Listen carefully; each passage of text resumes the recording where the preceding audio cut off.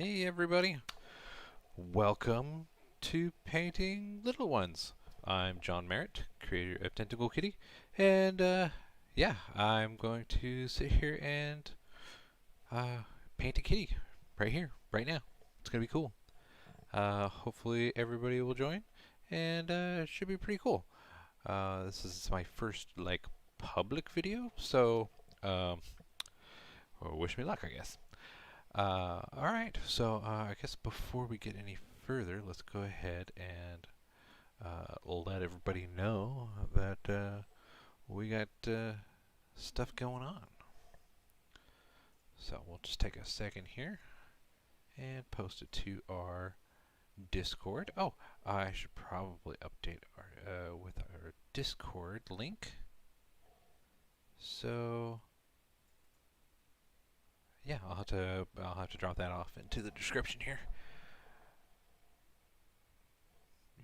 We'll announce right now. Hi everyone. Oh, gotta do that little button here.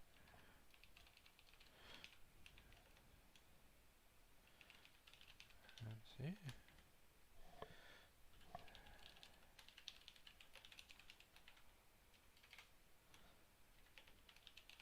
With me. Other than me. Okay, and we'll share it on the Facebooks. We're gonna be painting this little guy today, and yeah, I got something pretty fun. Let's see here. Yeah, I think it's gonna be really cool. If I can get it to work, I'm pretty sure I can get it to work though. But yeah, I think this one's gonna be a really neat one. So let's go ahead and drop him in here. Okay, I'll just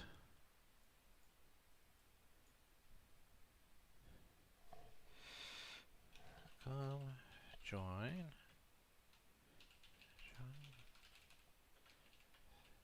He needs a little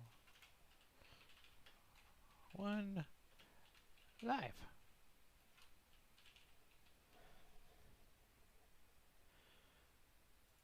All right, there we go. So that's going there, and I'm sure that Miss Ray can go ahead and start sharing it with other locations. But for now, here we go. So we're going to move all this stuff around so I can see what I'm doing. Come on, there you go. All right. Cool. So, where do we begin? Well, first off, this little guy is getting in the way. So, even though he's super adorable, and you know, of course, this is our new logo and stuff we came out with the last couple of years. We like it; it's good. And you know, we have the little white little one, but he's not going to be the little white little one anymore. Or is it her? I don't know yet. We'll have to find out. So, but in any case, we need to get rid of this because it's in my way. So maybe one of these days I'll get one of those little tag puncher thingies, so I can like paint the kitty, and then I'll draw it up in here, and I'll write up her name and all that, and you know, you'll have a little bit of extra cool stuff for her. Okay, now since she's going to be kind of a one-off, we don't want to really to worry too much about this tag here. Since she's now becoming an art piece. So we're going to go ahead and get rid of these tags. So she's no longer a production model, she is something special. Alrighty. And we're just gonna nip these real careful. You don't want to get too close, because if you do, you're gonna get all of the seams, and you don't want those. You want to keep the seams and get rid of the tags. There we go.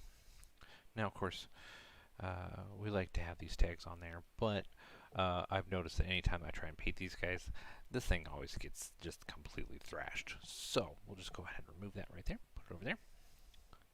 Okay, got to make sure she's nice and clean. She's looking good. I think this is a she. No, maybe he. I don't know yet. I guess we'll let her or him decide, shall we? Alrighty. So, what are we going to do here? Oh, just kind of add a screen there. Alright. So, here we go. This one's going to be a little bit interesting. Not going to take too long, but it's going to take a little bit longer than it normally would if I was doing the standard style that I normally do when I want to get stripes and stuff going. So, we're going to start right here. Oh, I guess before we continue, I use alcohol markers, and they are Marvy Le Plume. They're not like the most high-end ones, but they seem to work really well, and they're pretty inexpensive. You can get a whole lot of them real quick, and yeah, the shipping is pretty good, and yeah, they just work. So yeah, if that's something that you want to try and grab, you can get them on their site. It's Marvy, and yeah, they're good. So I highly recommend them because I use them all the time. All right, cool. So here we go. All right, so today we're going to do a we're going to do a striped kitty, but she's going to be a little bit different this time. So we're going to start out with this color. And instead of making a whole lot of, I guess, marks all over and stuff like that as you go, you want to start kind of, you want to go with the grain of the fur, I suppose. Grain? Is that grain with fur? I guess the direction of the fur. Yeah, but when you start getting towards the edge and stuff like that, if you want to get a nice clean edge, you want to start dabbing it. It's called pointillism. So that usually works pretty well. And if you want a really nice clean tip, you kind of shoot it at an angle like that. Yeah, and you want to kind of fill in those spaces pretty nicely. So I think for now we're just going to make kind of this whooshing look.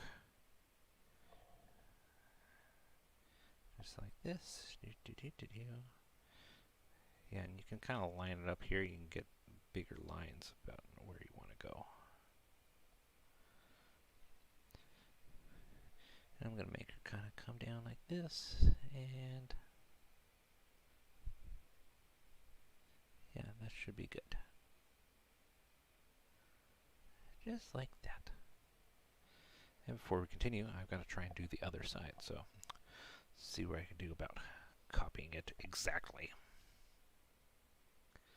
That's always the hard thing to do. But, you know, they're never going to be perfect. But that's the point of painting, right? Is that it's just trying to make something pretty or funny or, you know, whatever you want. And that's okay. You know, I originally started doing this back when I was going to conventions a lot, and it all started like we were at one convention, and it was this little itsy bitsy tiny little thing, and I think there was probably a grand total of like I would say a dozen people at a time in the convention center outside of all the people that were there for the booths. So it was a little quiet. I mean really quiet, like really, really quiet. But I happened to have a Sharpie with me, and I'm like, you know what, I'm just going to draw all over this little kitty. And yeah, and like the people next to us, they were part of the 501st, so they were people that dressed up like stormtroopers and stuff like that. Well, they saw that and they're like, "Oh my God, can you do a stormtrooper kitty?" I'm like, "Well, I got a Sharpie. I mean, why not?" So I did it. So I made a little Star Wars stormtrooper kitty. See, I did a little bit higher on this one, but I'm going to try and like line these up a little bit more. Try and match them. Seems like a little bit thicker on this side, so I'm gonna make this a little thicker there, and I'm gonna bring this down. Yeah, just like that. That looks pretty good. Okay, and now I'm gonna bring out this one. It's gonna have another stripey thing. I'm gonna start doing some more pointillism here. I actually want it to come all the way over here. So I want it there, and then right about there. Boop, boop, boop. I want it to start over here. So, since there's a lot of fur this way, we're gonna kind of point at it as we go. Hopefully I'm not covering up the camera here. No, I'm doing alright. Alright, oh! Well, hi Random S. Oh yes, there's lots of Tentacle Kitties. There's a ton available over at Hot Topic right now, which is pretty cool. Like we had like some small batches and stuff here last couple of years that would be at like random Hot Topics, but they finally ordered like a big batch, and they have a whole bunch of the mystery kitties available over at any Hot Topic if they have them in stock, which apparently they are running out of them very quickly.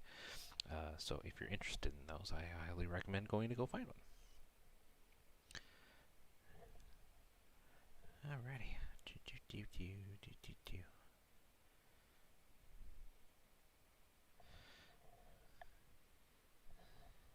Now actually I want this one to kind of come up a little bit more. Like that. We're going to have kind of more of an arch there. Here you go.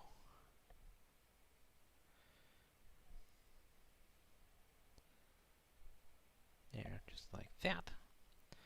And let's see if we can get that same look over on this side as best we can.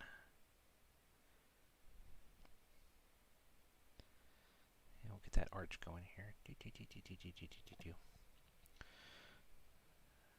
Alrighty. There we go. Just like that.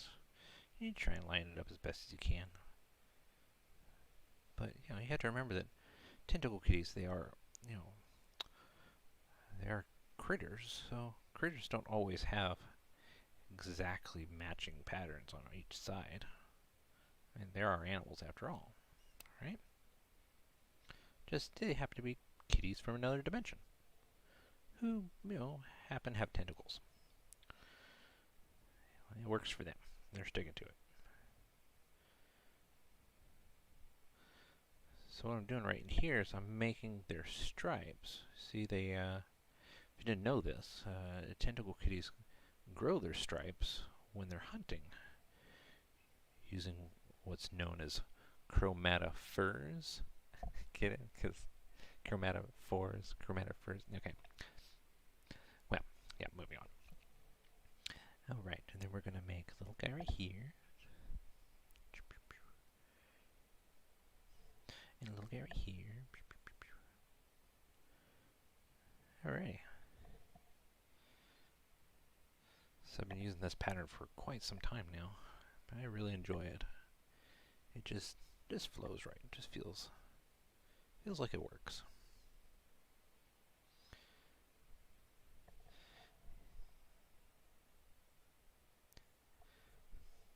Yeah, we're gonna add in a little stripey right here. And a stripey right here.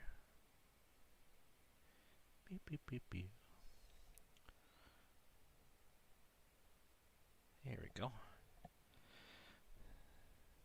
So yeah, it's been a while since I've painted a kitty. Quite quite some time actually. But yeah, we just we moved down to Houston. We're over in the Kingwood area, so that's kind of the what is that? The northeast side? Northeast side? Yeah, it's the northeast side. Yeah, we like it. It's pretty nice. The school's here good. The people seem pretty nice. HEB here is really big. I like HEB. Alrighty, so we're gonna get those, and then we gotta get. Let's see. We're gonna add a little kind of a curl over here. I wouldn't say it's a curl bar, more of just a reverse droplet, I suppose. Yeah, I guess that's what it would be called.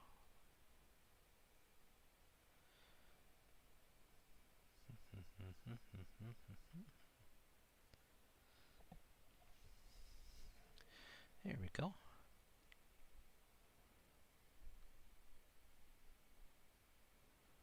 Just like that.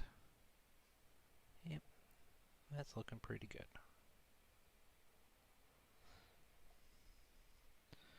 Oh, I can't wait to show you guys what I got planned on this one. This is really fun. I'm excited about it.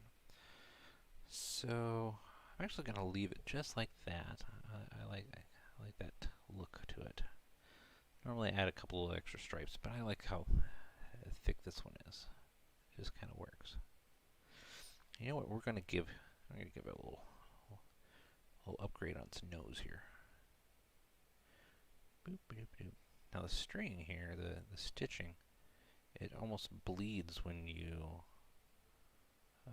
dip it, so you just kind of have to tap the middle of it, and then it just spreads out throughout the rest of the seam.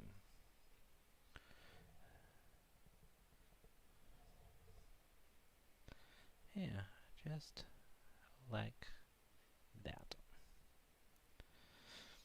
And sometimes when you get a little bit of that fuzz, sometimes it's a good idea, if you really want to get that nose visible, is to take a little bit of this hair there and just trim it off, just like that.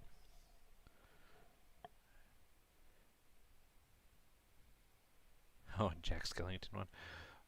My wife, Raina, she absolutely loves Nightmare Before Christmas.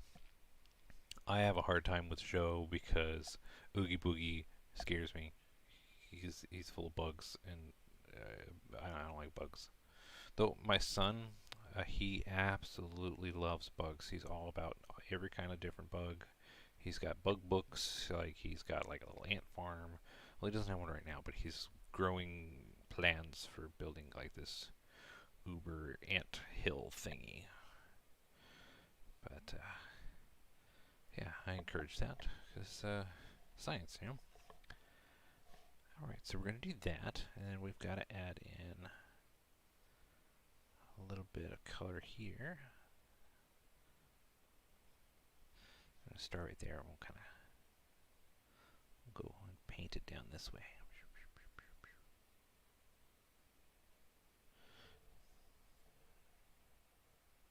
I'm okay with kind of meshing that a little bit.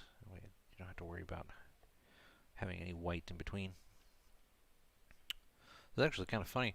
We were working on all these live streams and stuff that we usually do for our Patreons, and this whole time I've been sitting here and everybody was just having a hard time hearing me, and they couldn't understand me half the time. Sometimes I was too quiet. Sometimes it was really echoey. And just today, when we were trying to get this all set up, we spent like 2 hours trying to figure out exactly what was going on. And it was like, oh, maybe it's the headset, maybe it's one of the inputs. And then we hunted down the inputs, and we removed everything. We removed the keyboard, the mouse, all the headsets, the camera, and even one of the other monitors. And then we realized that the Wacom tablet that I have actually has 2 built-in microphones, and those microphones were actually hidden inside of the USB device manager. So instead of having it all in the audio area, it was hidden inside USBs. So once we were able to find that, we could disable it. Had to restart the computer and everything. but you know, it ended up working, and we ended up finding out that it was like the one thing that was stopping our audio from being any kind of decent quality. So go figure. Oh yeah, the blue stripe. Yeah, the little hunter. Yeah, we thought it would be kind of cool to do the glow in the dark. It was surprising with the blue, wasn't it? Like, I was surprised that that blue would just shine so brightly, but it really just lights it up, doesn't it? But that's what happens when you're hunting in a bioluminescent forest. You kind of have to blend in.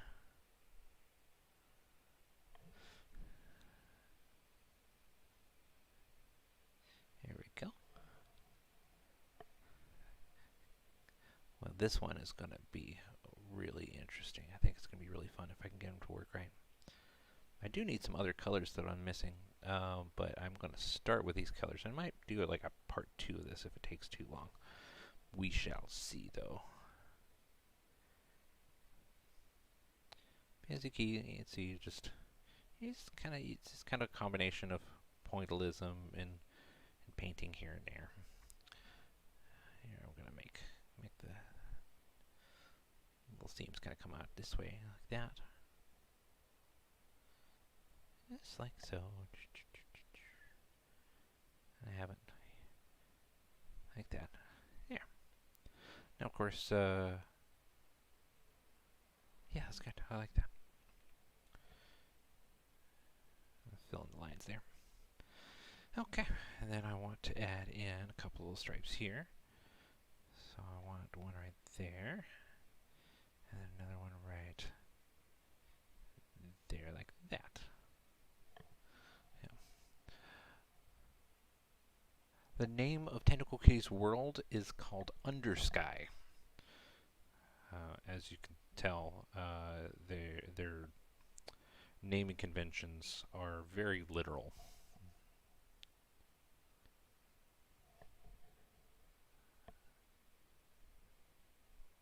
So instead of calling like the sun, well, they actually have 3 suns. They call them the bright ones.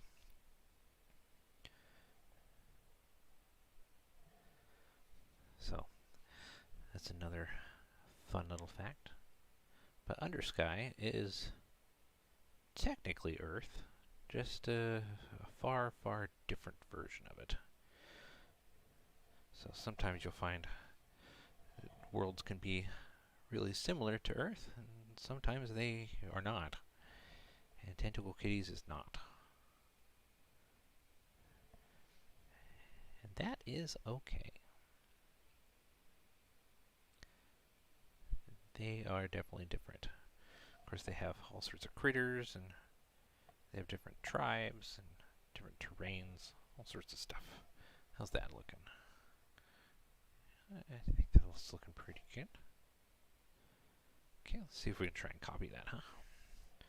So that's where the hard part comes in. So I try to measure as best as I can. Right about there. And then right about there. And then we look back here, kind of perks up a little bit right there. And this one kind of perks down a little bit right there. And then we can get the lines in. Thank you for joining our Kickstarters. Kickstarters are like our ultimate form of pre-order. We actually didn't start the company with a Kickstarter, but we used it to expand our lines, and that's kind of what we've done ever since then. Is anytime that we wanted to expand our lines, we want to try and find out if we have enough interest for different products to be able to move forward with them. And Kickstarter seems to work for that. So we really appreciate the whole system they've come up with there. It totally works for us. And the last one was really interesting because we had that the first responders and essentials. Yeah, we still haven't gotten ours yet. Like everybody else has gotten their fulfillment and all that, and like people can order them online. but we haven't gotten ours yet. We just held off to get our own until after the New Year's, since everything was so chaotic. As people were missing their kitties and stuff, so we're like, let's just wait. But we do want to get several boxes of them, and we're going to take them down to the local hospitals and stuff, and we're going to donate them. So we're pretty excited about that. We also want to take and drop off some of them down to the pharmacists and the grocery store people and the hardware places, and we really would just want to try and show our appreciation for all of the people that are keeping us safe out there. Okay, so looking pretty good from the front, but let's go ahead and add a couple little stripes here. We'll add, what do you think? Should we add 2 or 3 stripes per leg?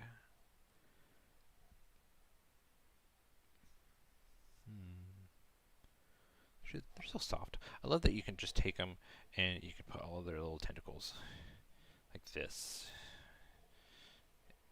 And it feels like you're holding somebody's hand. It's so nice. Oh, I'm not showing it right. There we go. See? So nice. Salt Lake City Comic-Con. Oh, it's been a while since I've been to one of those.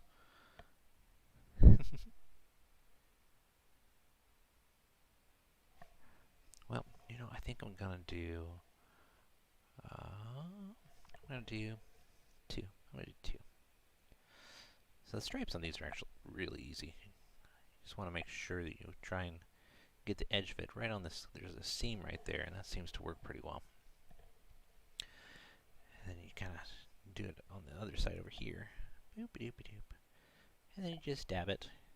If you try and paint across the fur, it will rearrange all the fur, and it causes smudges. And we don't want that. There's ways to fix it, but it's certainly difficult. There's actually this marker. It's a clear marker, and you use it normally for blending, but it works really well for pulling out all of the color from any of any of the fur. So you just kind of soak it up, and then you dab it onto a paper towel, and you repeat. And I've been able to get pretty dark colors pulled out of the kitties like that. So I know when I was painting the cat guru, I had to do that a couple times to make sure that I still had a kitty to work on, because it got pretty crazy. Yeah, I use alcohol markers. I use these Marvie Le Plumes. So they're pretty inexpensive, and they work really good. And of course, I go through the ink just like crazy. Like one of these pens will cover, I would say, about 80% of a kitty if you wanted to completely recolor it. So, yeah, go through quite a bit of markers trying to do these. Yeah. Haven't had a lot of time to get in and actually paint any of these lately, for a long time actually.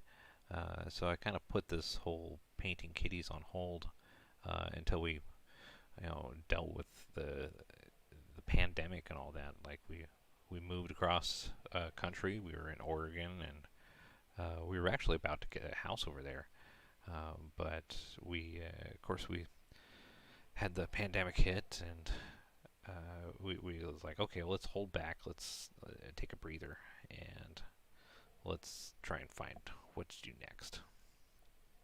So we went down to Sugarland, where we used to live, and we spent several months over at Ray's father's house, and that was an experience. But I appreciate that he let us stay there as long as we did, and we ended up finding a place over here in Kingwood, and now here we are.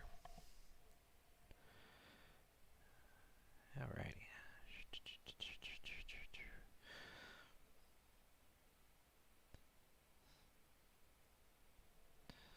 So yeah, you'll notice as time goes by, they start getting a little weaker. Takes a little bit longer for the ink to fill back up into the spots because it just soaks up the ink as you're painting them. Now, of course, when you're done with these kitties, you want to make sure that you seal them up.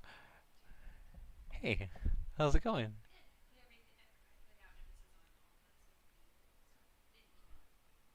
Awesome. Oh, it's going good. Good. I'm glad.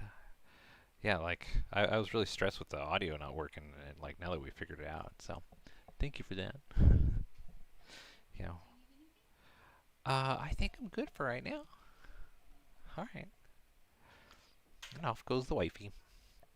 She's a good wifey. She's also my best friend. It's always good to have a wifey and a best friend in the same.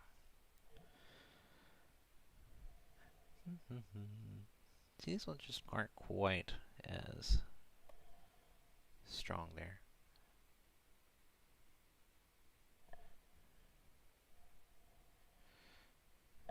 Alrighty, there we go.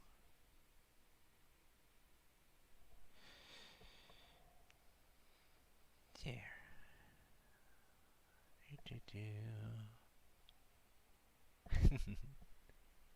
Oh, yes, sealing them, as I was saying.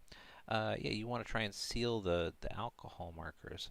The best thing you can do is actually take it and put the kitty in the dryer. I would say medium to high heat, actually, and it really sets them pretty well. Now, of course, if you happen to get any kind of alcohol-based solvents or something on them, they will bleed, and it'll cause irreparable damage to the paint. So, and of course, over time, as your kitty is being played with, it will rub the pattern off slowly but surely. So while sealing it does help, it certainly doesn't make it impossible to get rid of that paint. So if you want to enjoy one of these painted kitties, it's best to use them for display only. Yeah, but a little cuddling here and there isn't a bad thing, and highly encouraged. Alright, so got some more stripes there, and 3 more sets to go.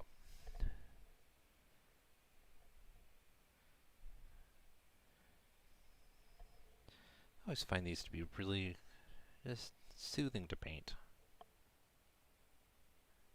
And we're doing like high detail stuff too, like it's even more fun. Like I did one that looked like it was called a Sheikah slate from the new Zelda game that came out a couple years back. Yeah, I must have put 100 hours into that kitty. Yeah, I'm a little bit faster now than I know what I'm doing, but yeah, like getting those details in there and getting those lines right, and then coloring the whole thing to get that consistent color, like that was a challenge. Well, I imagine fabric dye would probably do the same thing, but technically this isn't fabric per se. It's it's a type of it's like a plastic fur, more or less. I mean, what do they call it? Officially, what do we call it? It's yeah, it's a polyester fiber. So, I mean, I'm sure that with fabric markers, it would probably work, sure. And I've never tried it myself. Though I do have some, I can always try and out for the next kitty and just see how it works.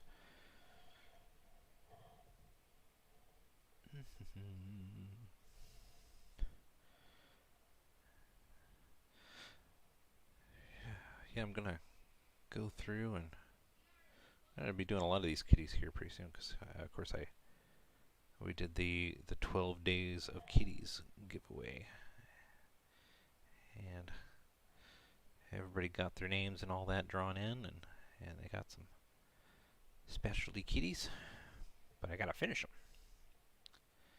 Yeah, these things take time, and of course when you're dealing with everything else the company entails, And a lot of that stuff kind of try to do as much time as you can with all the different things and make sure that everybody is just taken care of, you know.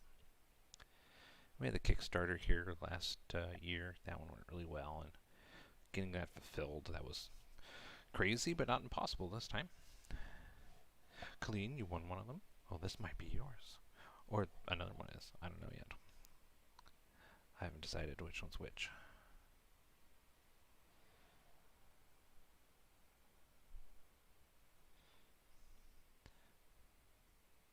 I think we're going to look at each person and just look at their name and be like, which one does this person want? This one. I'm just going to feel it out. And if people say, oh, I want this one, that might not be the one that you actually want, because you're not going to know. You're not going to know which one I sent you. It's going to be secret.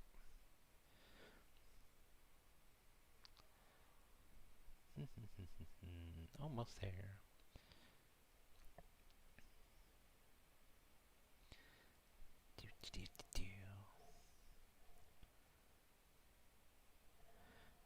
Yeah, I've got some pretty interesting designs I'm going to do this round. It's going to be fun. Alrighty, so we've got all of those. Those are looking pretty good. Hopefully, am I on the camera light here? I think I am. Boop.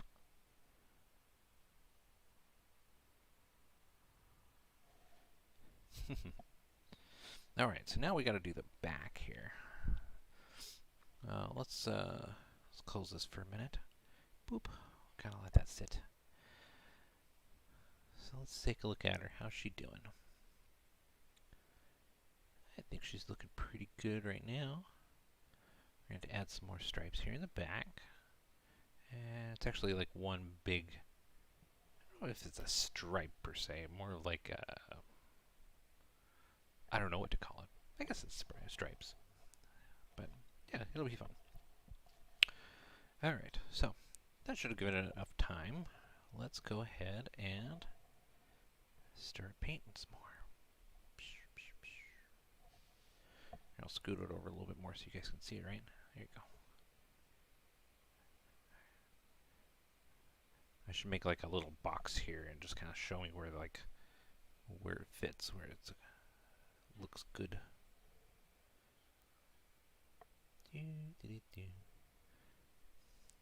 This one's going to be a little bit thicker because this design gets a little interesting.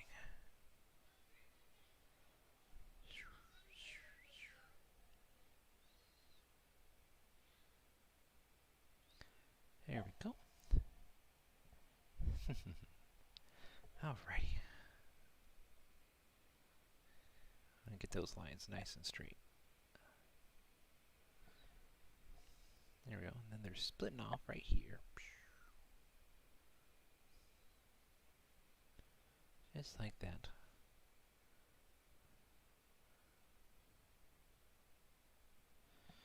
This reminds me of the Star Wars or Star Trek insignia. Though nowadays it's more known as Star Force. No, sorry, Star Force. Space Force. I think it should be called Star Force because that just sounds better.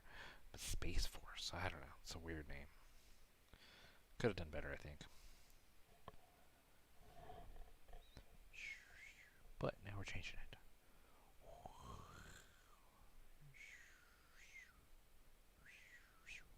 That's the official sound of whooshing. Alrighty. Yeah, I like sci-fi stuff. So much so that I'm going to really deck out my office here in like a sci-fi theme. Like I've got some pretty interesting ideas. I'm gonna design them and stuff. So on camera, I'm actually gonna get my VR rig and we're gonna paint it together. I'm gonna design it on VR and figure out how to do that. But I'm actually going to have to make a custom desk. I found a local guy that has a CNC machine. I mean, I could probably get one myself, but I don't have enough time to try and get that whole thing set up. and get it working, but that's okay. Yeah. So you kind of work with what you got. Anyways, this guy is going to help by basically making each layer of the desk, uh, so it can all be put together in a way that the complex shapes that I'm going to do actually turn out okay.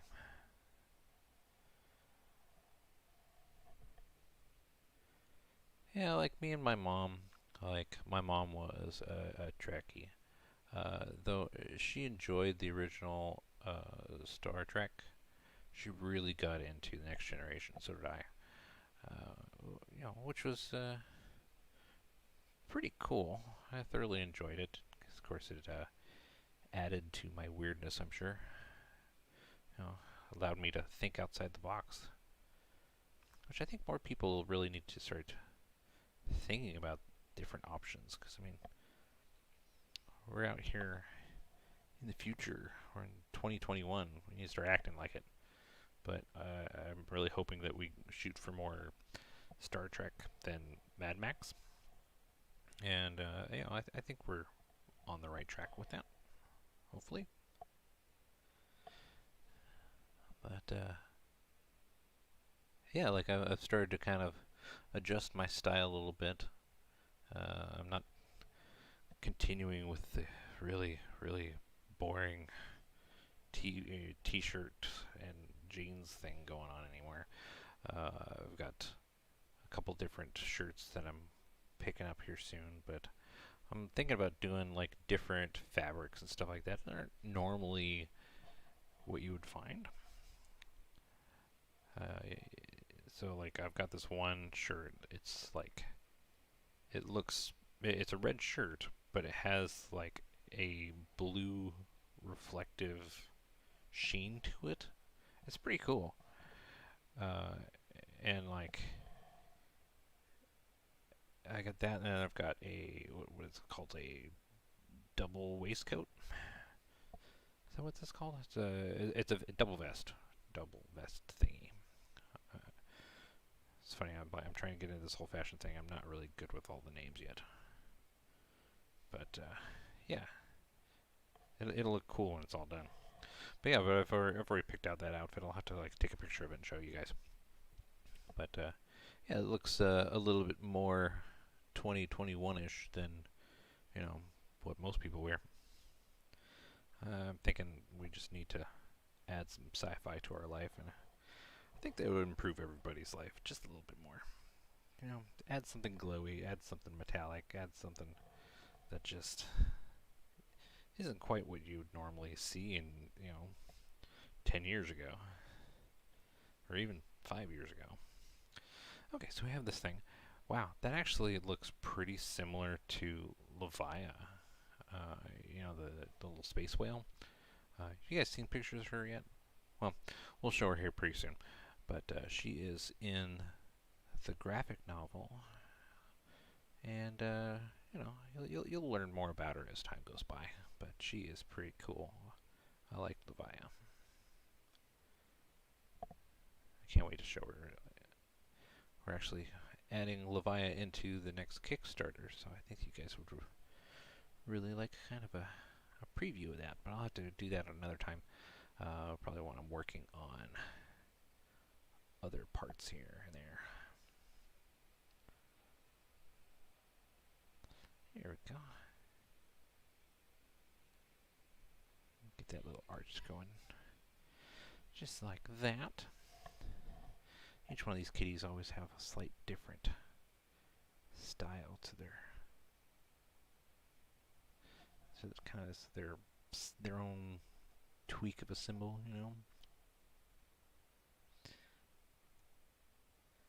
And of course, one of these times I'm going to show you guys how I go through and, we're going to make two here, just like that. Yeah, like that. But yeah, sometimes I do these with templates, and those are different. Like I'll use a automatic sticker, or like a label print, label paper? Label paper, yeah. So it's got, stick them on the back. But, you print it out, you find the right shape, and, use a Sharpie to trim it all up, and then it actually lays quite easily over top of the plush, and then you can just make the design right then and there, and fills it up real nice. You don't have to worry about messing up the lines, because it's already done for you.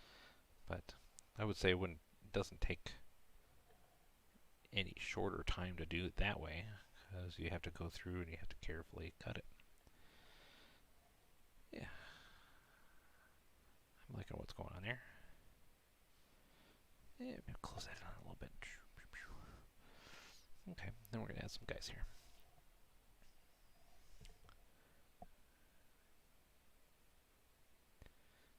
Yeah, we'll add in one right there, and one right there. Just like that. We got a little smudge there, but that's okay.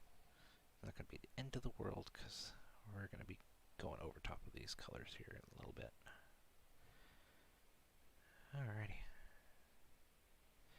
See, I'm hoping to do a lot more of these videos here real soon. Of course, there's going to be a whole process of me trying to get my office to look the way that I want. I've got some pretty exciting things I want to do with it. I don't think a lot of people have really, they're like, oh yeah, I'm going to deck out my computer area to make it look like all glowy and stuff. And it's like, that's kind of like the theme that people went with for, like, I don't know, the last 5-6 years, I suppose. Oh, I can't wait to go back to Emerald City. Emerald City was so fun.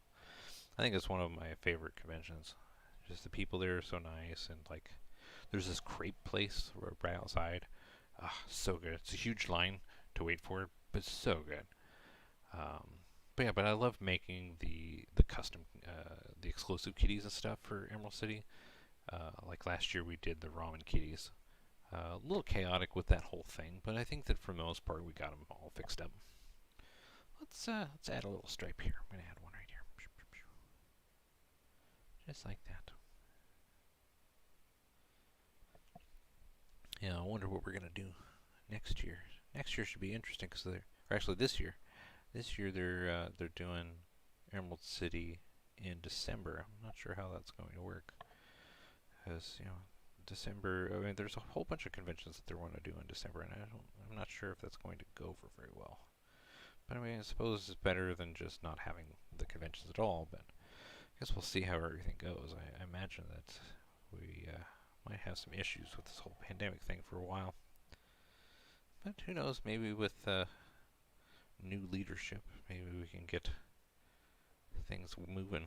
I heard that just the other day, or yesterday actually, Australia of all places finally got 0 cases of COVID. So I guess they kind of followed along New Zealand's strategy, and it seemed to work. So I don't know. Hopefully that whole thing turns out okay, and we start doing cons again. I saw the hipster kitty had it rolled. Oh, I love Pike. Pike turned out so nice. It was actually really funny. Like, I came up with the name Pike before I even realized that the convention was held on Pike Street. I was just looking for a really hipster kind of name, and Pike was the one that showed up. I was like, oh, that's perfect. Pike. And they're like, oh my god, it's on Pike Street. What? Ah, my god. So, that was a lot of fun. Oh, I'm totally painting on. Oh, I got lost in my painting here. I'll try and remind myself to reset here. This is the first time I've been trying to paint with like the camera down and live and all that. I did try to do a, I did a, like a fast play, or I can't remember the word for it right now. Words and arting don't really go hand in hand, so yeah, if I just start saying weird things, it's probably because I'm just really focused. But yeah. speed paint, I guess is what you call it. Yeah. Oh yeah, I've been down to the first Starbucks. That was cool. I've also been down to the one that's over by the convention center. That's like super whammy. It has like copper everything and stuff. I actually used to work at Starbucks. I worked over in Katy, Texas. I worked on the Fry Road one. I was the drive-through guy. And if you ever went through that one, you probably knew that it was me because I used to use all sorts of different voices and stuff like that. Like I'd be like the surfer dude. I'd be like, "Welcome to Starbucks, man. Hey, we can get you caramel macchiato, sweet. All right." You know, just the little voices like that. Yeah, I'd do like the British thing, but it was all really, really bad versions of everybody's accents. So, but you know, I think that was kind of the point.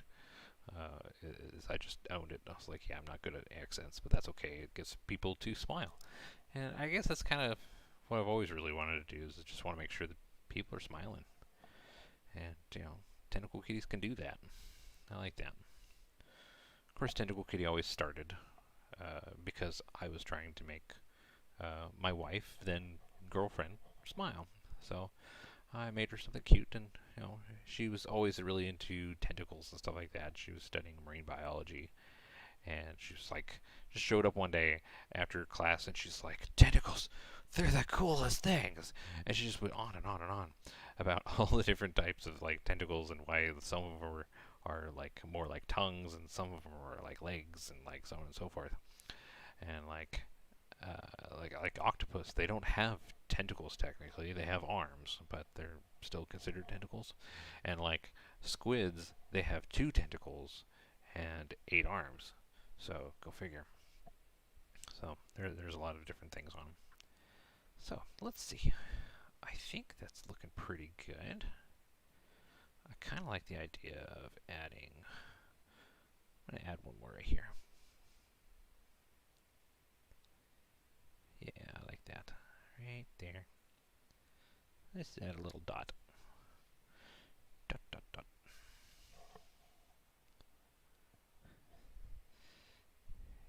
Yeah, it seemed to work pretty good. Like, I was like, hey, I made this thing for you. And she's like, oh my god, it's beautiful. And of course, back then, Tentacle Kitty was a little creepier than she was now. Like, she had like suction cups, and she actually had like a tentacle for a tongue, which is kind of creepy. But I think I was going for more creepy than cute, but cute at the same time. So it was like creepy cute. So, yeah, I guess creepy cute is kind of the thing. But as we started going to conventions more and more, we learned that it wasn't the creepy that people loved. It was the cuteness. We're like, okay, let's really like swing into that. So I went through and I upgraded Tentacle Kitty, and you know, fixed her eyeballs, and you know, made sure she just had like a regular kitty tongue, and it just kind of worked. And you know, now she is what she is now. She's this cute little adorable kitty, and everybody loves her. Beep, beep, beep, beep, beep, beep. Alrighty, I think we're getting pretty close. Do I want to add in something else to this? I don't want to get it too busy, but I'm kind of feeling like there's some dead space here. But maybe not. I don't normally add things to this edge, I don't think. Yeah, I'm gonna take these, I'm gonna run them out a little bit longer.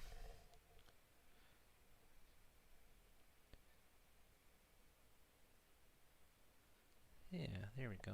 Let's take them out all the way out there.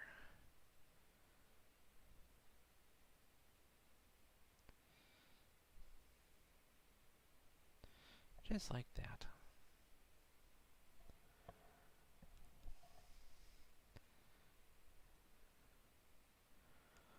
Yep. Tentacle Kitty. She is basically the world's longest love letter. It's like, hey, I love you so much. I made this super cute thing. And every time I make a new kitty, I'm always thinking on how much Ray would like her. Or him. So, yeah, if she didn't like it, well, then I try to find something that works. Because her opinion matters. It's actually kind of funny, like, Ray's really getting into the whole marketing aspect of things. Like she's going to class right now and like learning how to do marketing jazz, and she started to learn more about like what our people like, what our fans are into, and she started describing it all. I'm like, oh, so like you? And she's like, well, yeah. So yeah, it seems that as long as I continue to make things that she likes, then we're continuing to make things that our fans like. So that works out nicely. Let's see. Is there any more touch-up we need to do? Yeah, I want to make these a little bit more clean cut. Let's really get that point going.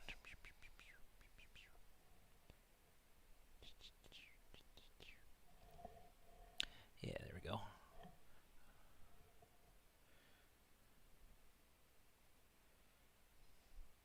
There you go. That's good. I gotta be careful not to make these things too cool, because I might just keep them. I have to make sure I've got enough to give to everybody else. Alrighty, so that's looking pretty good, I think. But she is not done yet, not by a long shot. Because you see, this is just magenta. And I don't know if you noticed, but I've got two other colors sitting out here. And while I know that I'm going to need at least one more after this, those are the main colors I'm using. I found the comics before I found the plushes, and when I got to stop, I googled to see if I could find more. Then I found the plushes. She still smells like cotton candy.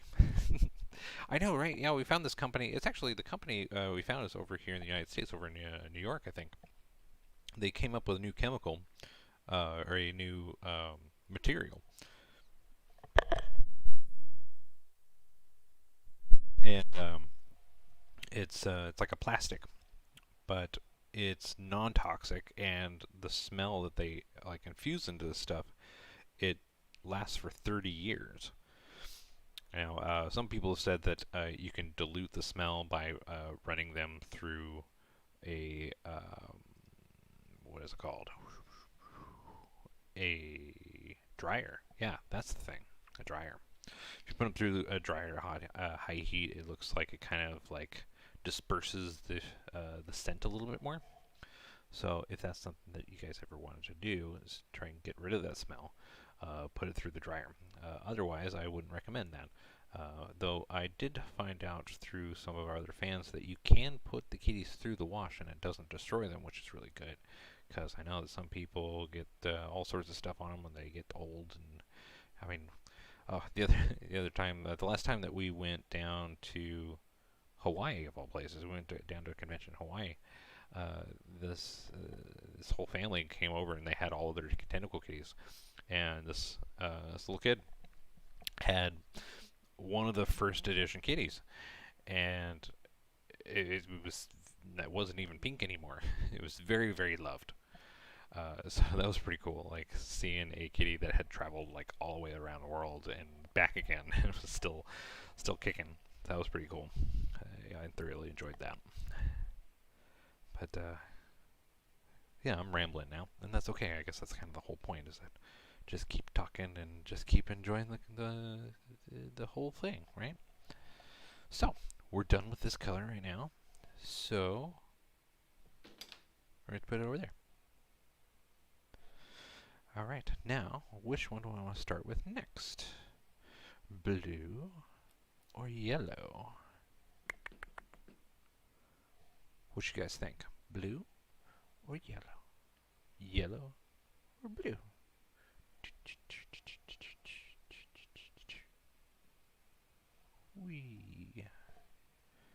I'm gonna go with blue. Blue sounds good. Alright, so this is what we're gonna do. We're gonna do this.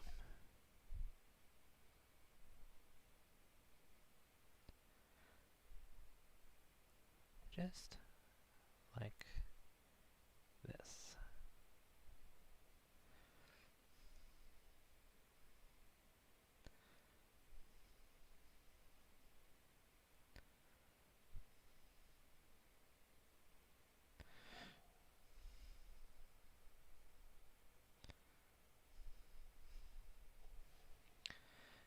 go.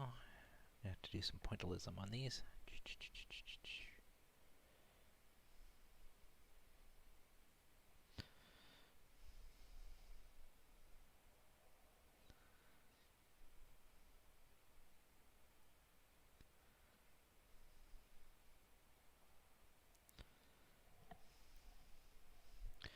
Alrighty, just like that. And that's looking good. Now, of course, we want to pull this down a little bit. Just like so. Boop, boop, boop. And we'll pull it back up this way.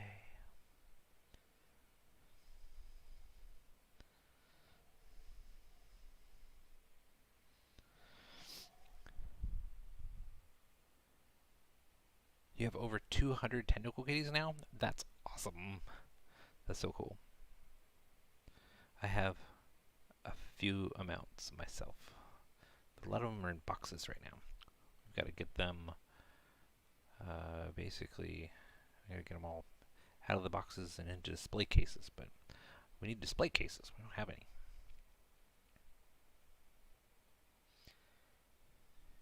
Oh, am I still in? Okay.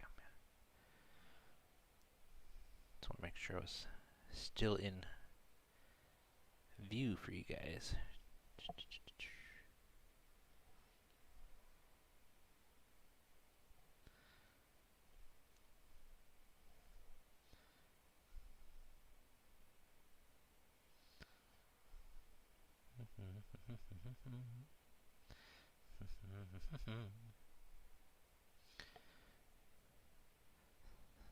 This part is a little bit harder than the first time because I have to make sure that it all lines up correctly.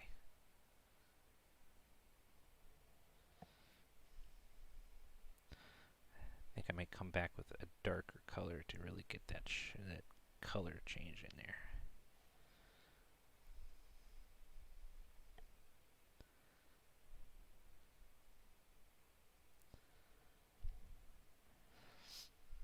There we go. But then we're going to go this way with it.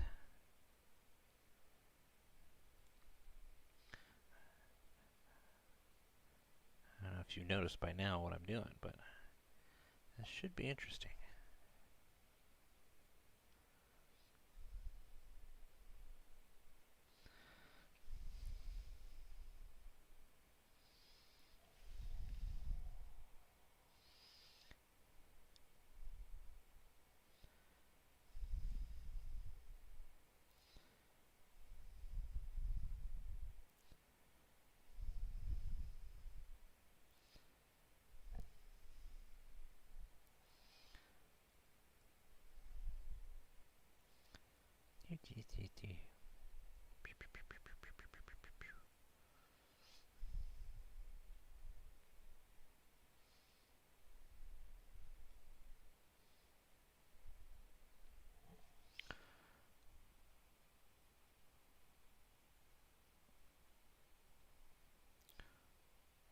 What's a detolf?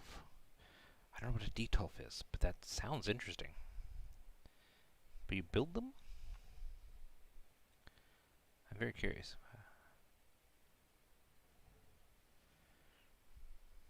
There we go. And we'll just continue to go this way.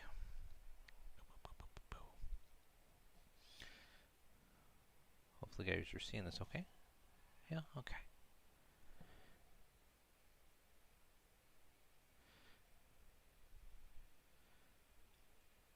Well, there we go.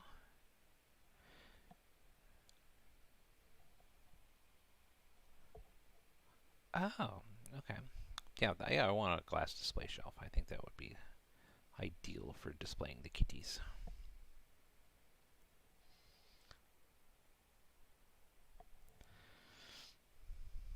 There we go.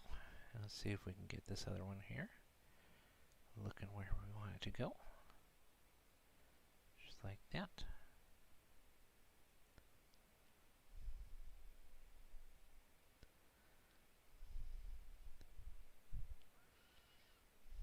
That's pretty good.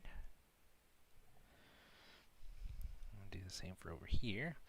Oh, make sure we don't have any wet spots on us, but I guess it really doesn't matter. It's all about the art. The art comes first.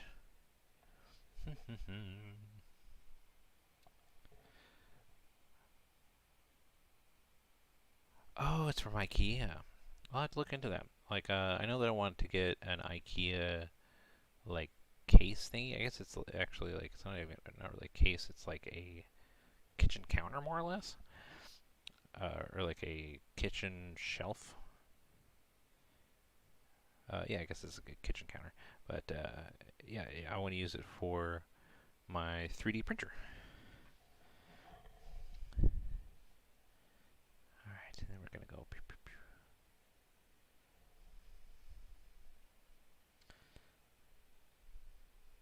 See, I think I put this one over a little bit too far, but that's okay. I can still work with it.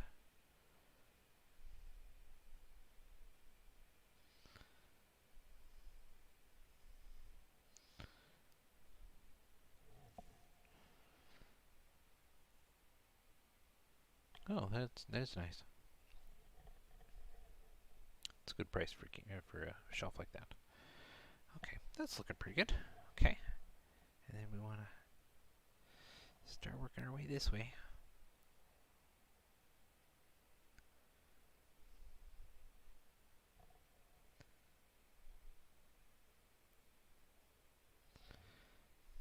Nope, I think I actually want to get the look over it over here. Beep, beep, beep, beep. Just like that.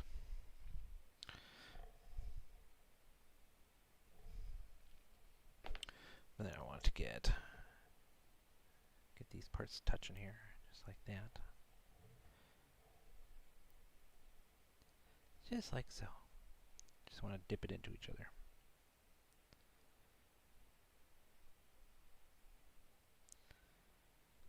Yeah. Yeah, that's good. Yeah, I think the closest IKEA is actually, yeah, because like we were 3 hours away from our last IKEA over in Oregon, but now that we're here in Texas, I think we're like only an hour away. Yeah, it's not a huge difference, but you know, it's still a difference. All right, here we go up here, and then we're gonna go down this way carefully.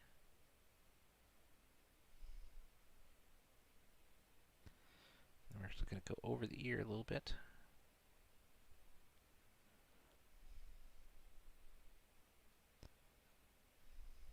There we go. Just like that.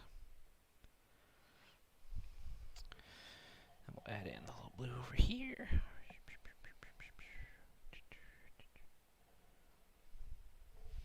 Just like that.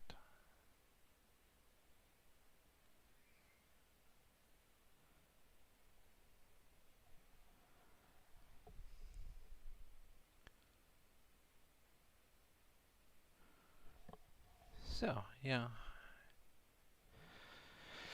Just one of the things I picked up when I was doing conventions. So I just started painting these kitties. And I would start painting them. Like I got, when I first started, I just started with like Sharpies. And I was like, hey, you want a custom kitty? I'll paint you a custom kitty right here and now. And yeah, I did a whole bunch of different kitties. Like uh, I did a Deadpool one, and I did like a football one actually, like a university kind of thing. So the kid was really into that football. Like he had just gotten into the college football group or whatever. Or they would not. He got into the college anyway, not necessarily getting into the football itself. But yeah, it was pretty cool for him. All right, now see if we can do this. This one's going to be a little different.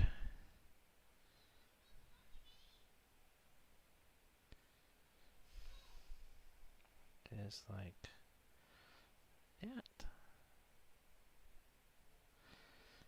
Let's make sure we don't get it to bleed into the rest of it. That's going to be the hard part.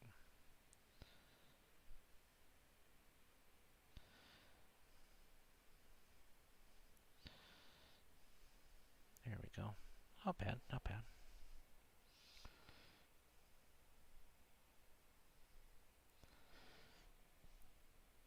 Yeah, that's not too bad. Okay.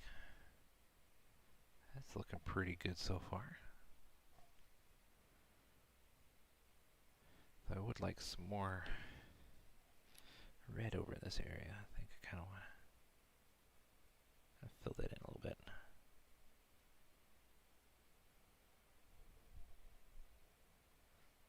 Fill it back in, try and get that color back in there.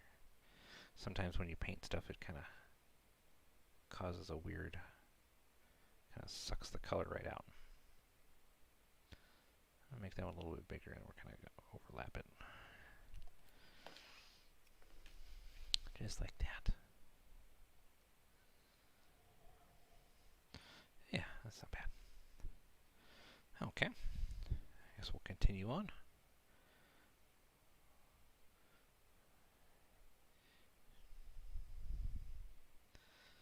Like that, and like that.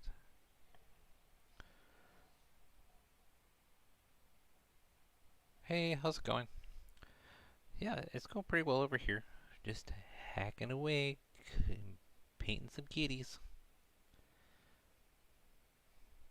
I've been actually really excited about making this one for a while. It actually took me a little bit to try and get the correct format. Wasn't sure it was going to work at first, but once I was able to figure it out, I was like, yes, this will totally work. So, it should be really fun.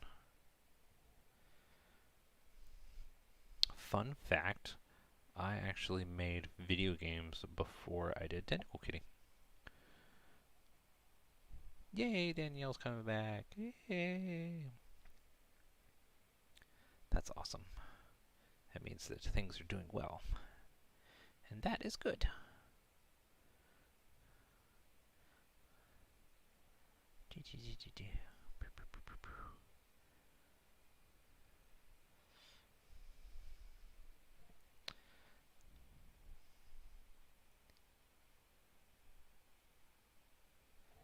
Well, it's not really a 3D striped kitty per se, because remember I also have one more color left. I'm calling this one CMY Kitty. And basically what I'm going to do is I'm offsetting the different colors, and it's going to give it a neat looking effect. Bye, Harley. Have fun. I hope you enjoyed this as much as I'm enjoying it, which is a lot. It's nice and relaxing. Super chill. It's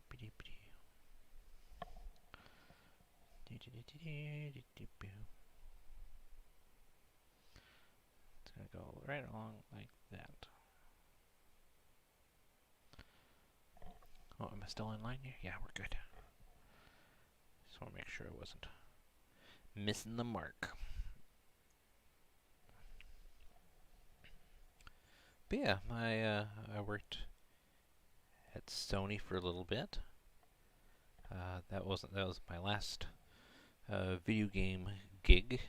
That was over in Bend. I was working on Days Gone. Though back when I was working on it, it wasn't even called Days Gone. It's called something else. I don't know if I can say what it was called, but that's okay. It wasn't a big deal because they came out with the other name, and that worked.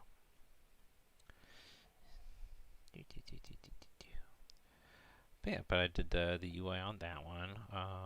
But before that, I worked on a whole bunch of games all at once. I worked at a company. Let's see. Oh, did I? Yeah, I worked at a company called Timegate Studios over here in Houston. And I was a UI designer for Aliens Colonial Marines, which is by far the worst Aliens video game known to man. Though I have to say it did have way better UI than any other Aliens game, but you know, that's just me.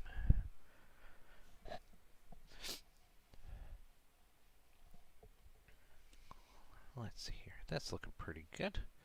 I know we got to do these tentacles, but I don't want to do the tentacles yet. We're gonna do up here.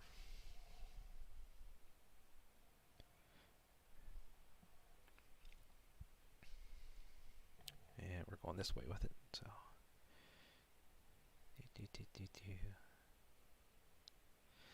Yeah, we're going to. Yeah, Aliens Colonial Marines. That was an interesting story. Like, I've shared this a couple times with just about everybody that knows me. But you know, it was an adventure, that's for sure. But imagine working in a company and you have not one, not two, not three, but 4 creative directors trying to make a video game. Or even just a project. You're working on a project and you have 4 creative directors. Each one of them think that they're the most important of all of the different creative directors. So you can imagine that things got a little convoluted. And they did. But luckily, none of them actually cared much about the UI, so they're just like, just make the UI. Oh, okay. And, you know, I did, and it turned out pretty good. As me and another UI guy, it was just the 2 of us. We worked on, I'd say 90% of it. Well, it was 100% of the design, and then we had you know, our programmers and stuff. They did the other 90%. Yeah, percentages are good. So yeah, so it was like half design, half programming work. But the programmers were good guys. They were good programmers, good people. A little strange, but you know, I think we're all a little strange around, right? All right, I'm gonna put one. Now, see, this is where it gets weird. Like, do I continue to have it shift this way, or do I have it continue shifting that way? I think I'm going to have it continue that way.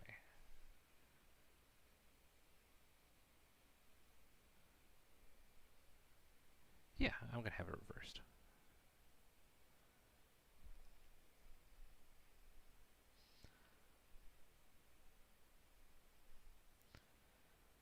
It's like that.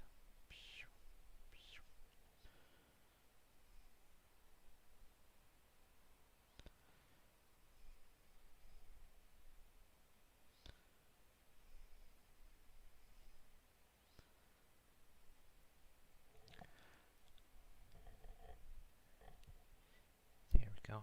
Try and overlap that as best I can. But yeah, but I worked on that game. I worked on another one. The first game I worked on was a game called Section 8 Prejudice. Yes, I know. It was the worst name for a video game ever. And the fact that they thought that that was a good idea to name something that, just beyond me. But, you know, it was an interesting game. It had some interesting concepts.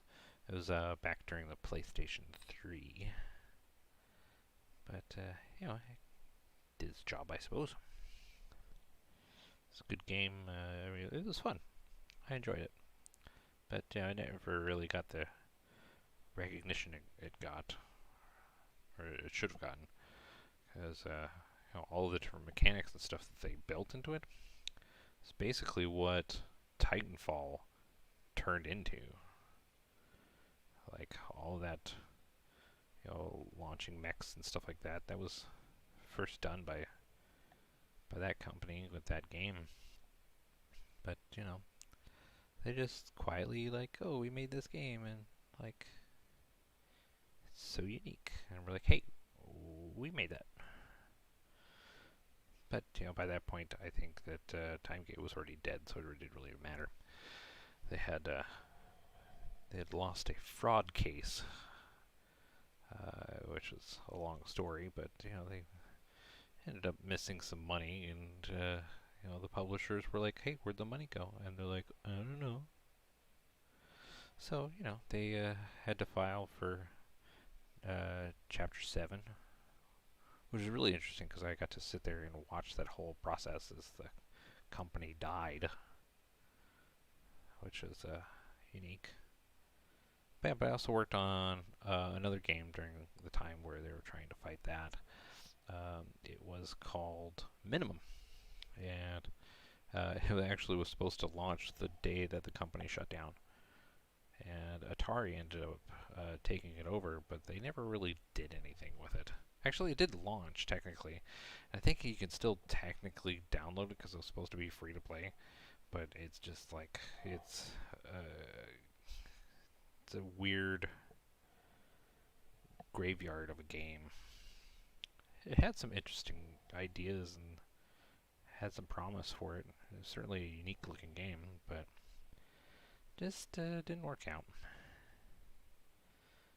A lot of people that ended up working on that game, plus all the other ones, they ended up just scattering around. I know some were still making video games. Some of the programmers and stuff that I worked with, they ended up working with VR stuff, so they ended up getting a job over at like HTC and stuff like that. So they really love that. Here we go, just like that. And just like that.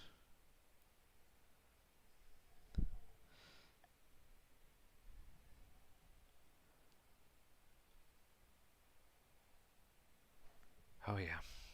Yeah, that game was... That Section 8 thing was just ridiculous. It's one of those things where you stop and think, you're like, really? You named it that.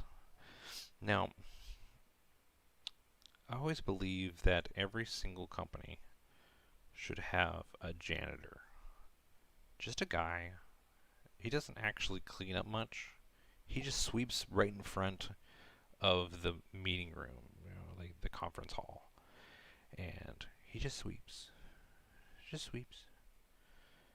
But everyone's kind of listening in, because he's listening the whole time.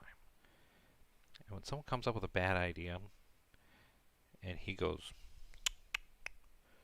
nope, you know for a fact that you have to change that mindset. You have to stop and think about what you're saying, what you're doing, because it does not sound right to other people that are not thinking the same way you are.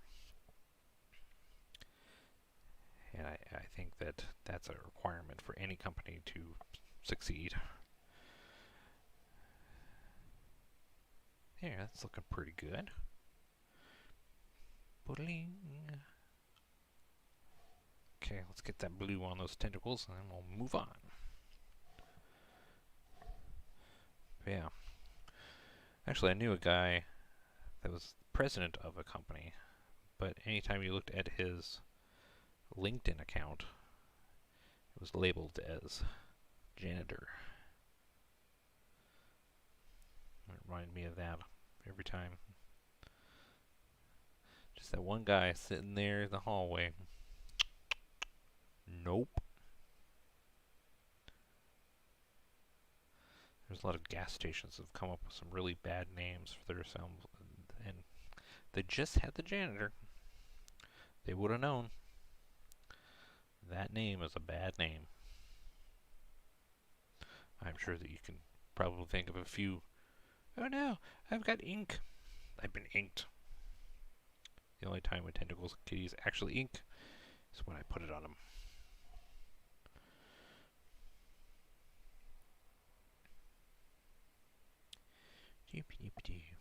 Anyways, yeah, video games was fun. Like, doing UI was never like my passion. I tried to make it my passion, but I never really got into it because I think that I was a little disgruntled because no one really cared about UI very much. Yep, that's the one. You know which one I'm talking about. Yep, names that should not be named.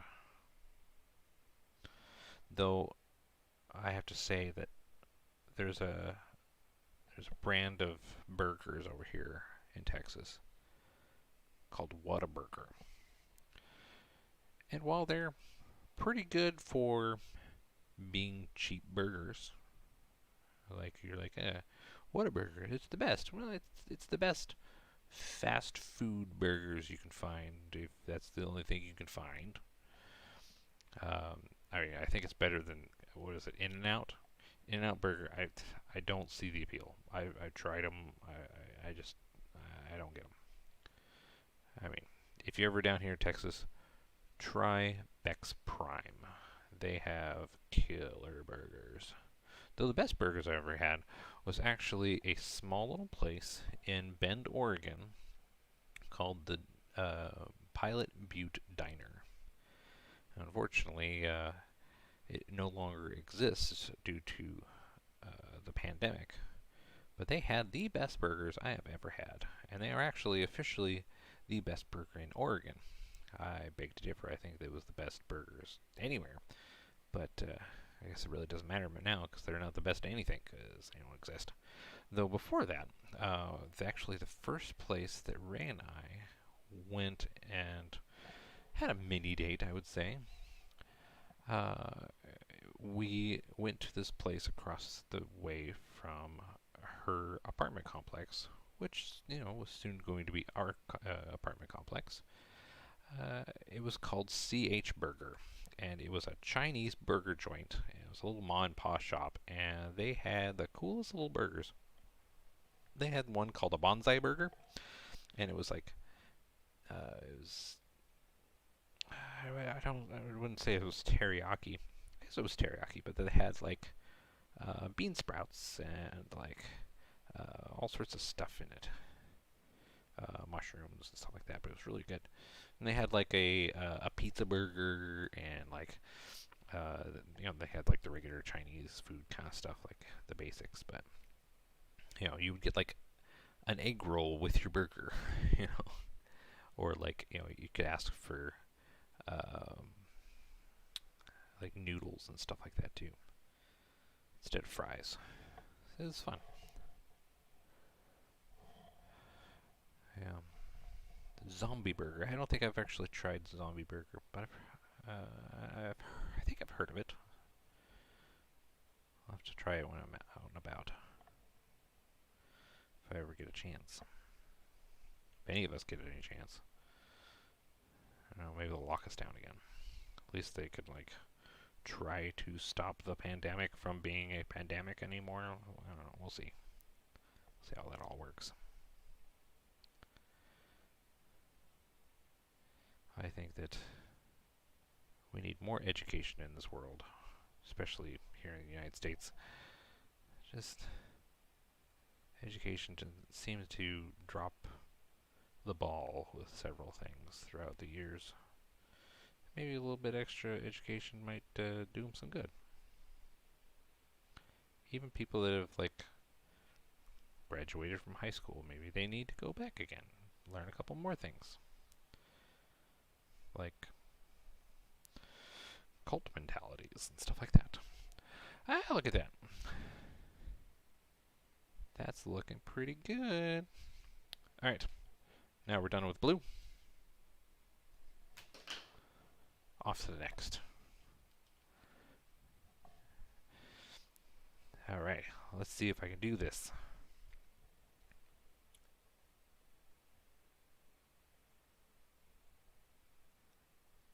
Start off with this top one.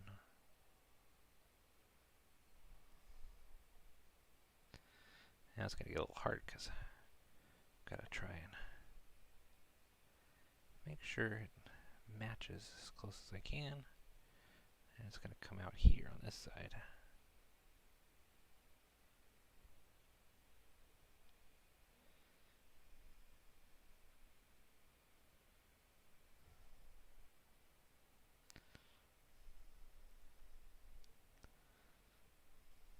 Just like that. That's nice. Yeah. And then we're going to go out like that. I'm going to kind of continue it out like that, this way.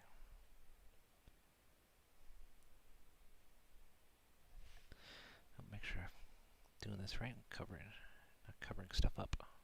That would be bad.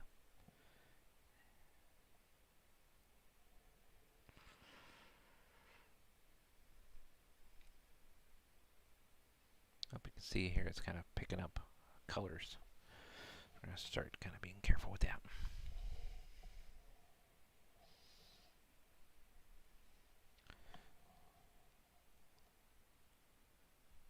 Fried mac and cheese, that sounds pretty good.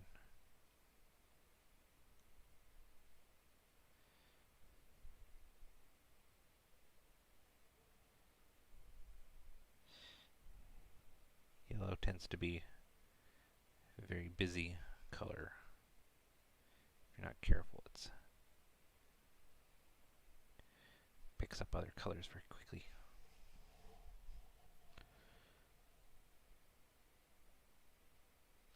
So instead, I'm going to kind of outline this one here as I go.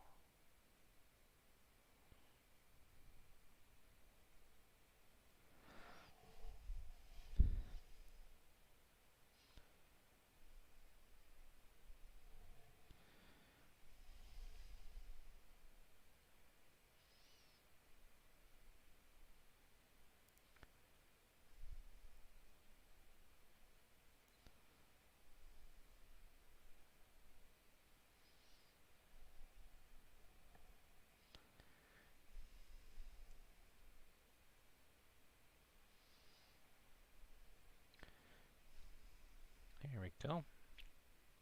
It's looking pretty good. And the colors are going to get a little mixed up, but that's kind of the point.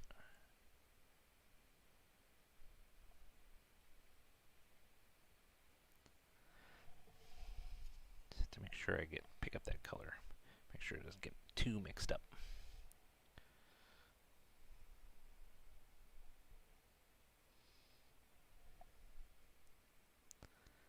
Here we go, just like that.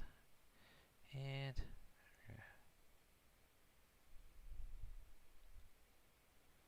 just like that. That should give that orange little tint and the green tint that we're looking for. I'm going to have to go through. I'm going to adjust the colors when I'm done with this, because it just won't quite work out just by overlapping the colors like this, and that's okay.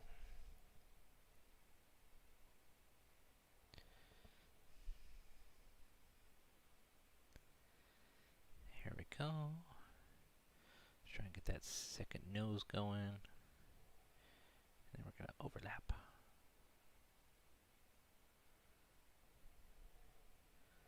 Just like that.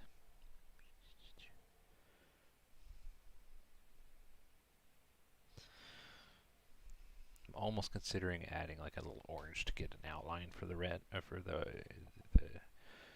yellow, but I think I'll just leave it. Yeah, we're just gonna leave it.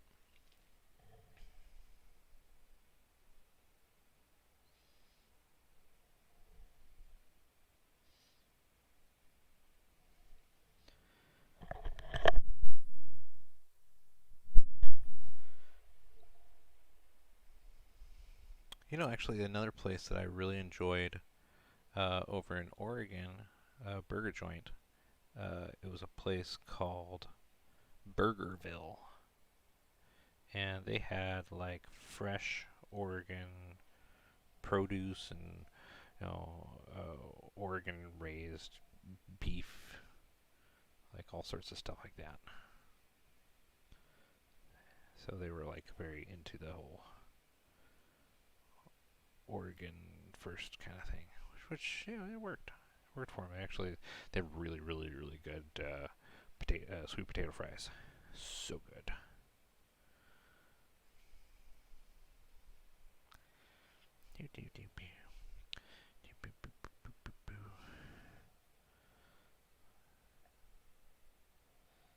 Comes up there, it goes down there, there's a little bit of green, a little bit of orange. And comes up that way. Yeah, it's really starting to turn out like I had planned, which is awesome. Gotta clear that off there. Let's get the other stripe going here.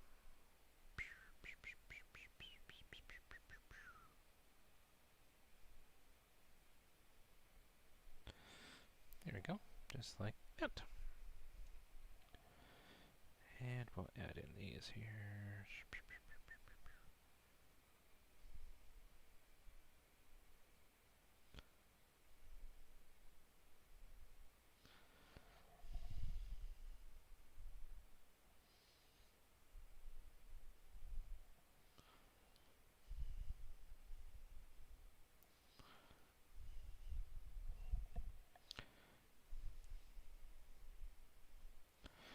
There we go, just like that. We'll get some more of that color pulled.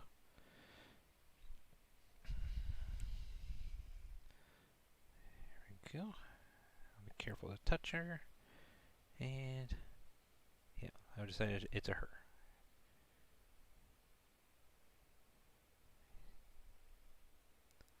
I have spoken. And y'all watch The Mandalorian. I love The Mandalorian. It was really good. My kids, actually, they were totally not into Star Wars at all. They're like, Star Wars is just boring, Dad. But then we started watching The Mandalorian, and they're like, oh my god, I love The Mandalorian. But Star Wars is still boring.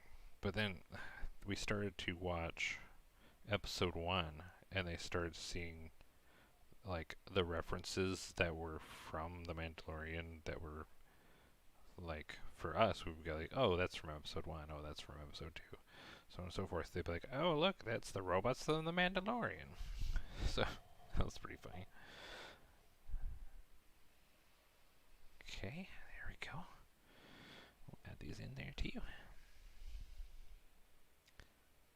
Just like that.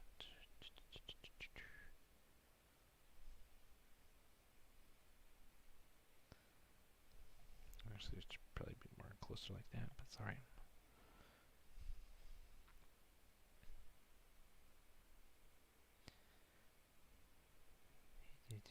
Right about there.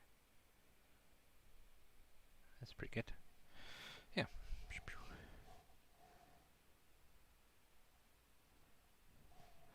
Well, I mean, I did do the what do you call it?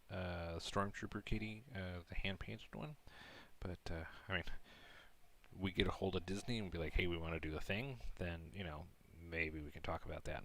But till then, I ain't touching that one.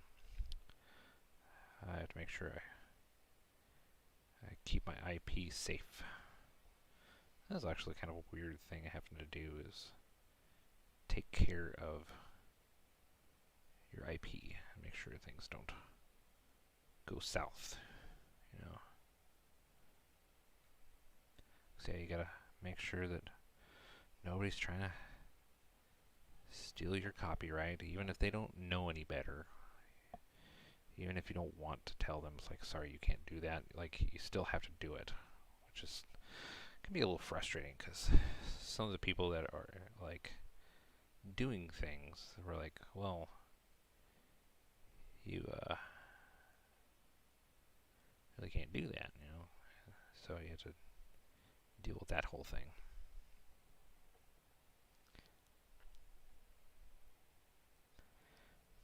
But yeah, some of the people that are like really enjoying Tentacle Kitty and want to just share Tentacle Kitty with other people by making their own Tentacle Kitties. Like, you can't really do that, and it's hard for us to try and deal with.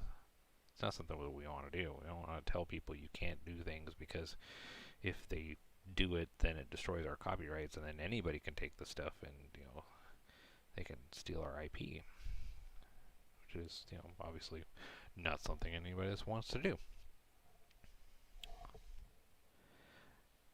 You know, it's actually, I've heard that talking to Disney, if they're interested in your IP, can be really nice, and you know, they're really nice to work with. But man, if you try to poke them by doing something with their IPs, like, it can end really badly for people.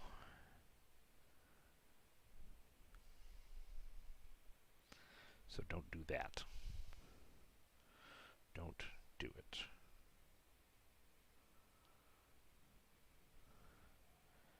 But anyways, that's just more ramblings of stressful things. We don't want stressful things here. We want fun, light-hearted things that make people smile. Like yellow on tissue paper looks a little weird. I think my kids would laugh at it.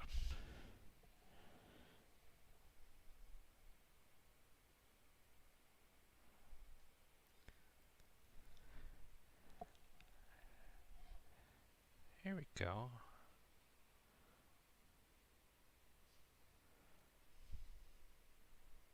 Yeah, it's really coming together. Alright, let's see if we can get some tentacles going.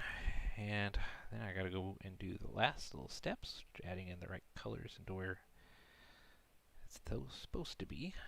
The last little final bits that make it all work together. Better make sure I'm coming back here and doing it on the camera.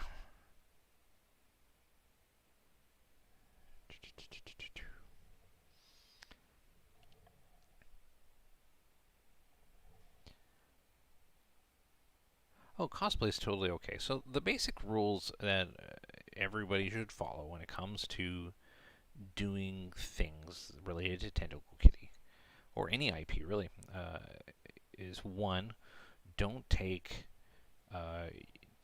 digital paintings, print them up, and sell a whole bunch of them. It's called mass producing, and it's a production which runs you into trouble. That's breaking, copyright laws, basically.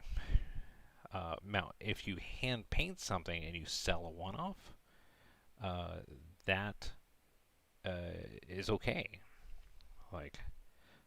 But if you make a painting over and over of the same thing, then it becomes a problem.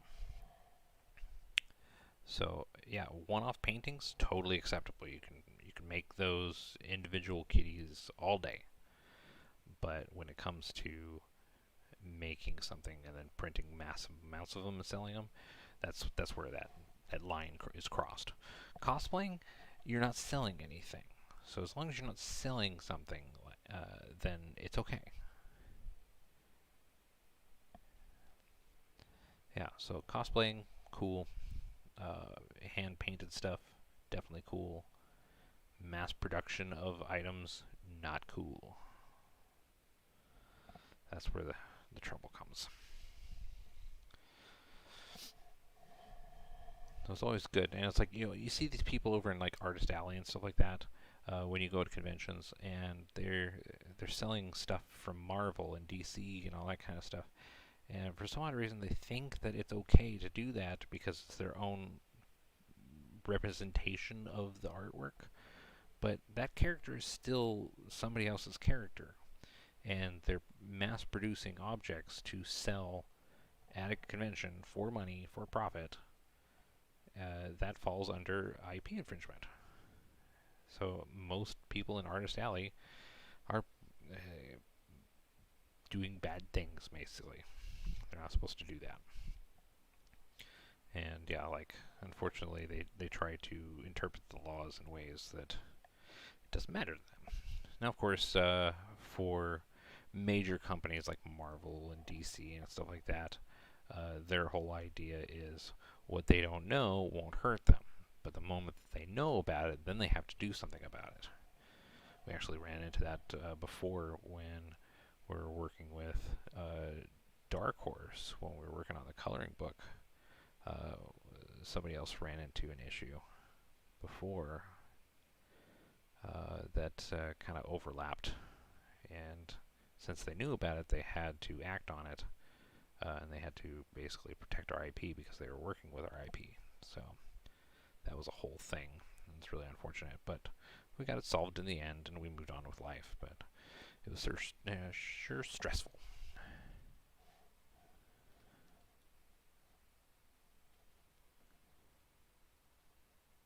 Well, hand-painted stuff is totally okay. because it's a one-off piece, uh, and that's okay. It's an artwork. You know, it's a one-off piece. You can totally do that. But when it comes to like a digital piece that you print over and over, that's where it draws the line. That's where things get into problems. I'm missing some colors here, so let's get these out. Oh, let's not lose the camera. Okay, I'm gonna take this head off.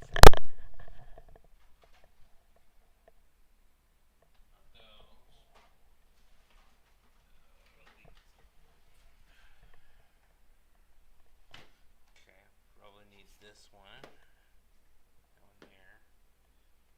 Grab another one just in case. And that orangey red, I don't think we need it. Might need maybe purple. Purple out there. Yeah. And we'll grab some of these. These are the clear ones that I was talking about here. They're to help out when it comes to things. Okay, I think that's good.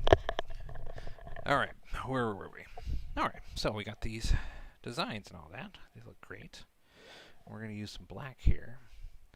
Oh, I just realized it's a little dark. Let's see if we can raise the light up a little bit more. I'm going to have to get better lighting for all of this stuff. But as you know, since these all crossed right here, we want to make sure that that overlap looks right. So there's small little sections here that overlap all together. And I want them to be able to look correct.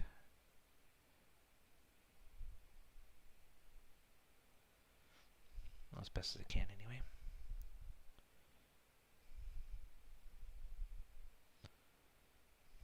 See that kind of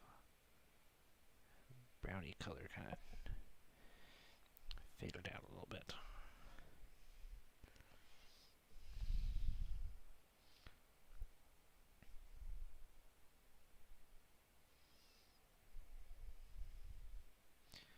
There we go.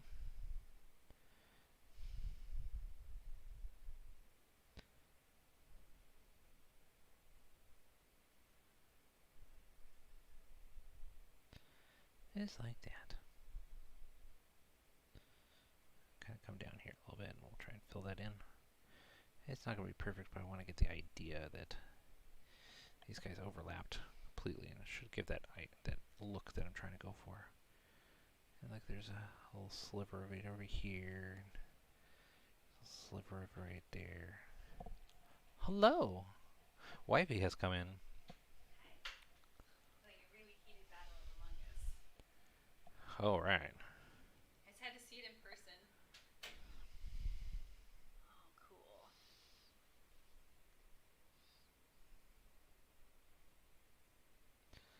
Yeah, I think it's working.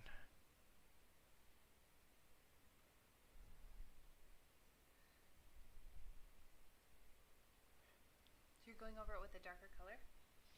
Well, yeah, because once all the colors come together, they're supposed to basically equal black. So you have to go in and fill the detail, because ink doesn't work exactly like digital overlays do. Exactly.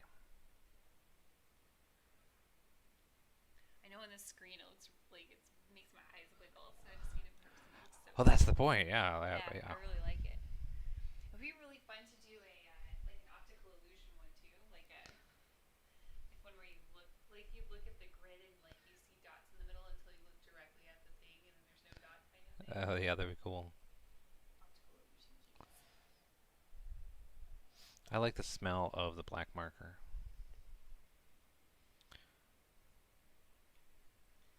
I don't think you're supposed to like the smell of markers, but that's okay. Yeah, it's fine. That's fine. That's what fans The are. black marker makes me feel funny.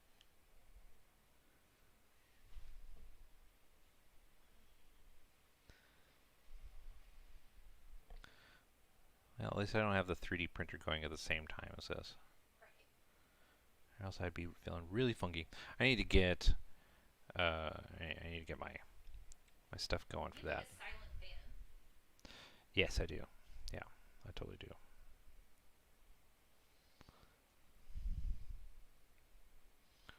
The nose came out great. I'm really happy with the nose. Just one little point right there. Get that going there, just like that. We'll go a little bit of line right there. A bit of line right there.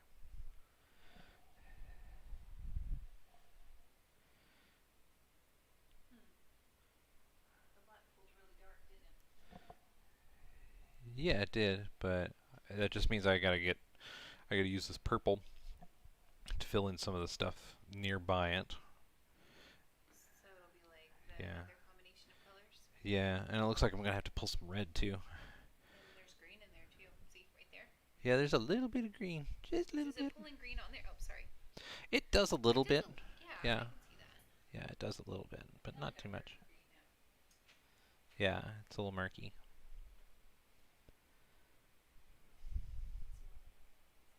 Okay, I'm gonna go get you. Are you trying to dinner? Are you gonna stream? I'm gonna have to continue streaming. Yeah.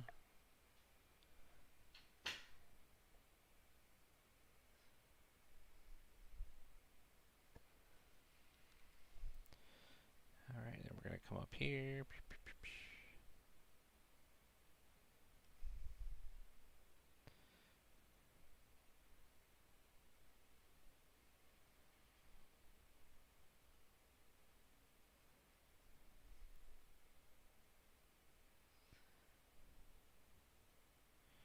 About there, and comes up right about there. That's where it's going.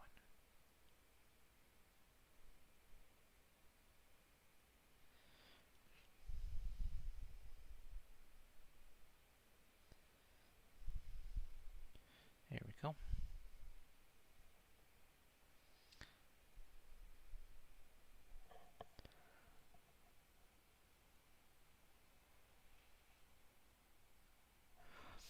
What does it smell like? It kinda, I don't know. I say it almost is like licorice-like, but not really. It's sweeter. It's almost like dark cherry. Yeah, I think that's pretty close to what it is. It's dark cherry.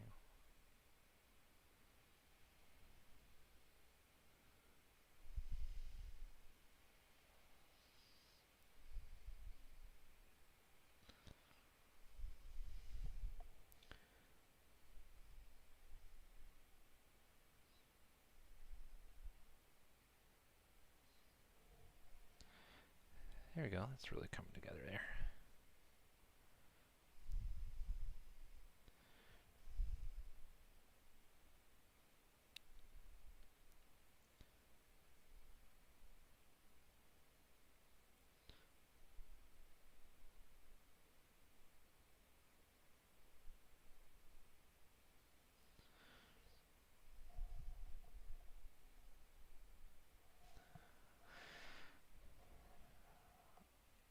Yeah, actually, the 3D printer, I do actually have a number kitties that I'm making. I had to print two of them already because both my daughter and wife demanded it. She's like, "You will print me a tentacle kitty." So I printed a tentacle kitty, and then the daughter was like, "You will print me one too."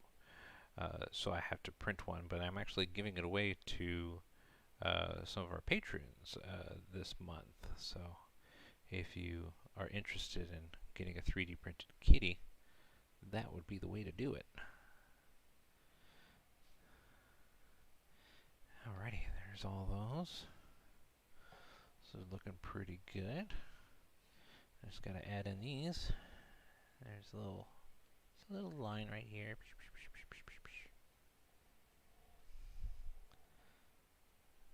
The line that just works for all of them, overlaps.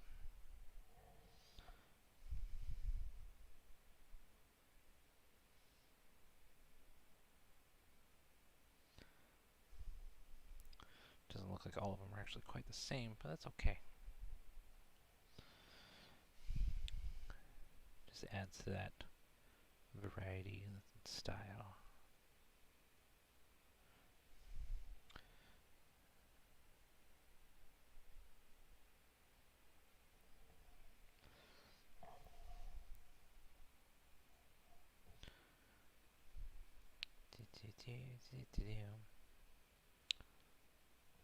See, I'm hoping that we're gonna start doing these things more often, and like I'll be building up my desk and like the story of like the how I went and did all the different pieces.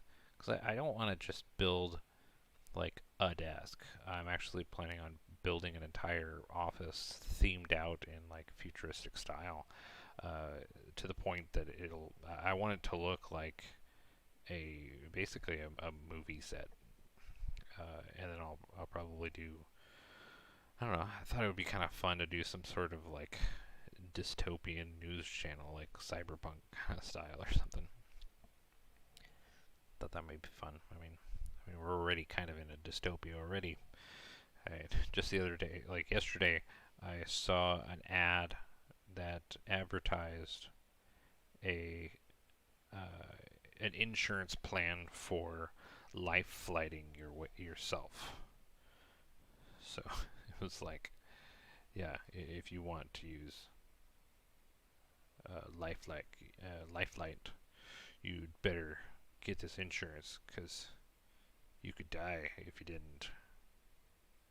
It was like, dude, why don't you just like, I don't know, have you like universal basic healthcare or something? I don't know. The logic behind it is just doesn't make a lot of sense. Anyways, that's neither here nor there, but not something we want to talk about here at Tentacle Kitty because that's all frowns. We want smiles. Okay, so we've got all that. Lovely, lovely, lovely. Okay, now we're going to get some purple. Now, I'm going to pull out a little test kitty here. Make sure that this is the right kind of purple. Let's find a spot here. I don't know where she's at. Oh wait, I was making marks right here, testing out this stuff. So let's see how that looks. Oh yeah, that's perfect. That's exactly what I wanted. Okay. So anytime we have purple going, I'm going to kind of overlap that spot with this. It should just make it pop.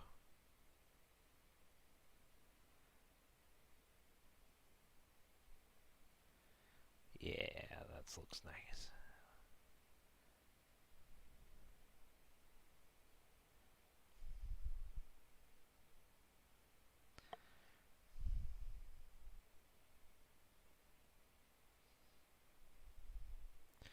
There we go. Just little slivers is purple, but it'll really add up.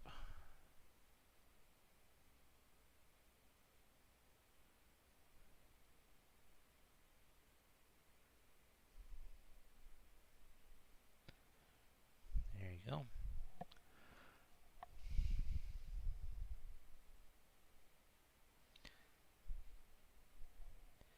Oh yeah, that's making it. That's making it work. Yeah, that's what we needed. Boom. Ah, it just makes it pop. It's so nice.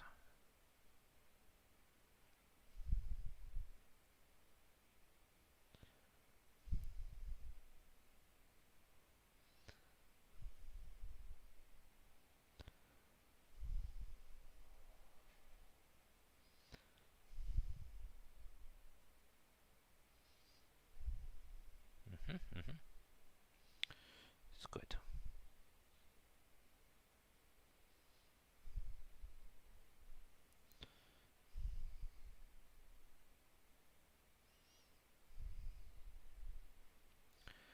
There we go, and then a little bit of purple on this side.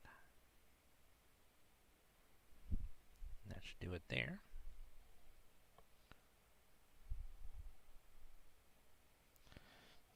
Yeah, it's good.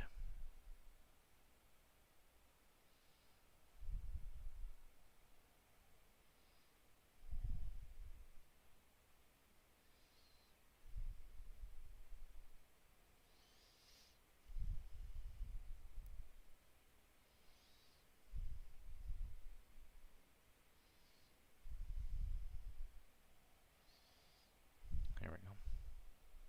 Oh, See what happened there? So now we got a little bit of yellow there that's not supposed to be there. So this guy is going to help us. So make sure it's nice and fresh. Okay. And then we're going to just kind of brush it in.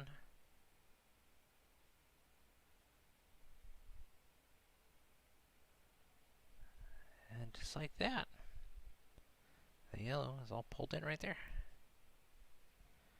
Nice and clean. Kind of touch this one up too a little bit.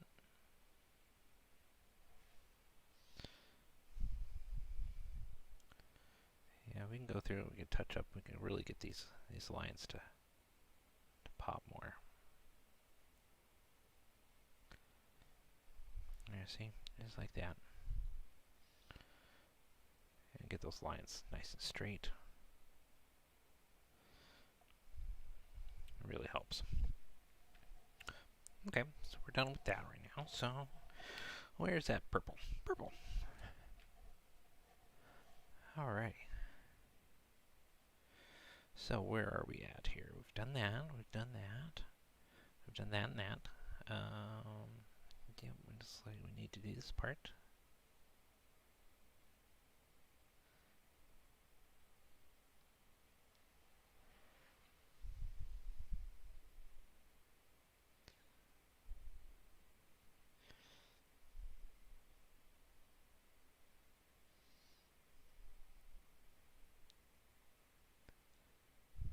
There we go.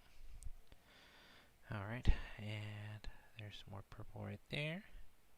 Some more purple right there. There's a whole bunch right here.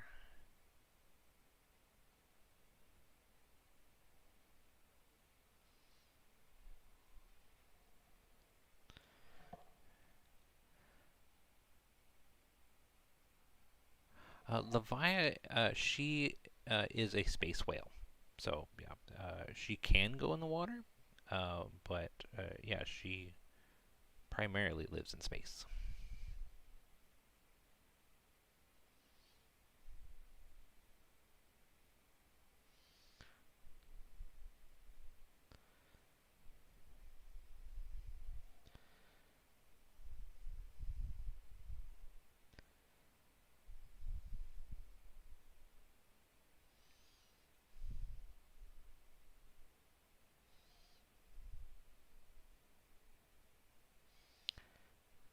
Okay, there's more purple right there.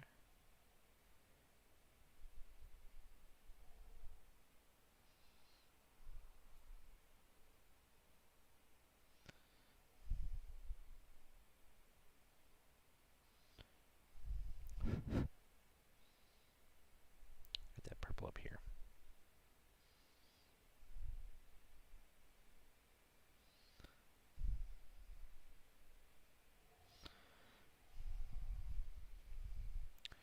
There we go.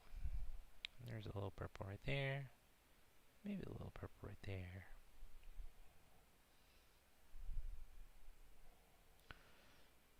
A fair amount of purple right there.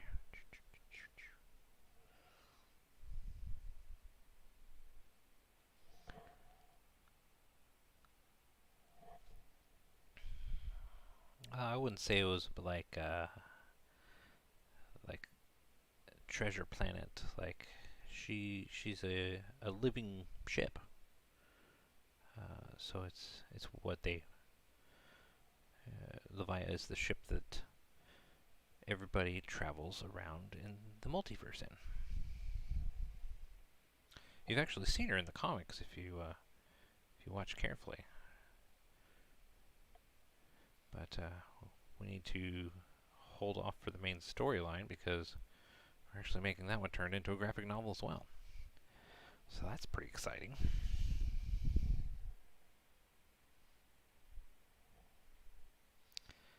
There we go. A little bit purple there. A little bit of purple there. Really get that color in there.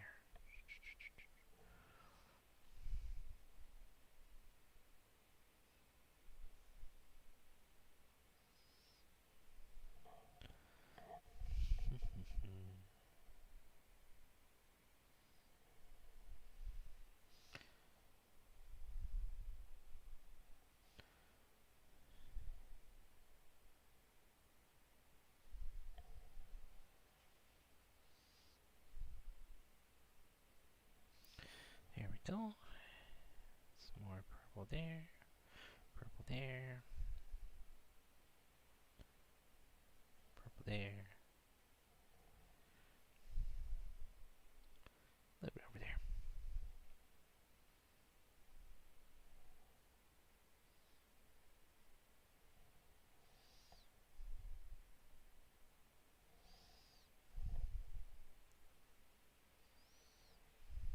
There we go. Yeah, more or less. She's pretty similar to a TARDIS. Though she is called, her species is called Leviathans, hence why the name Leviathan.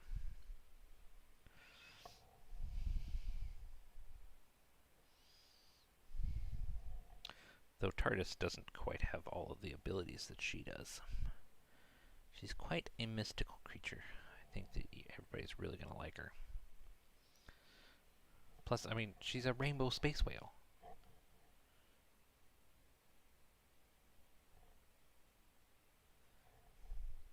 I mean, how can you not love a rainbow space whale? Right? Alright. Alright, I think that's it for purple.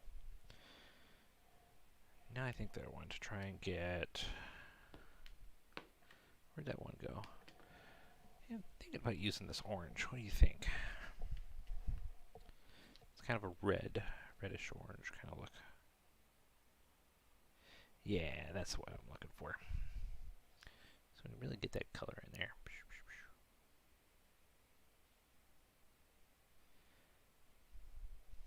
This one's messy. Yeah!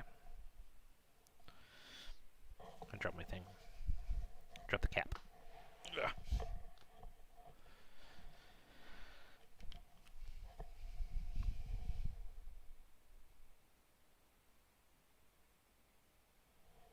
Yeah, that's what it needs.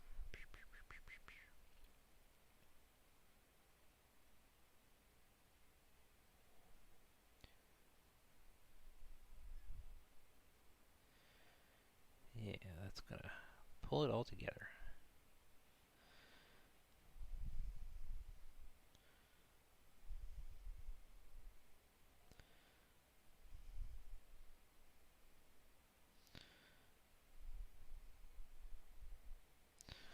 Actually, it looks like I've got to do...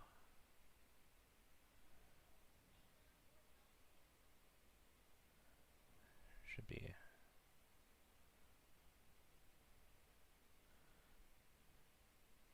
Almost looks like I've got some green I've got to do.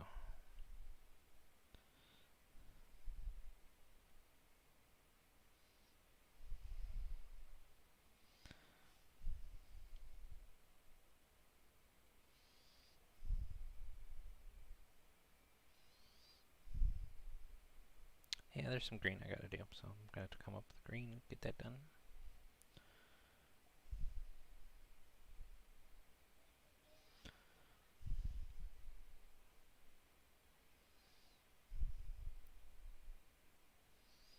Here we go.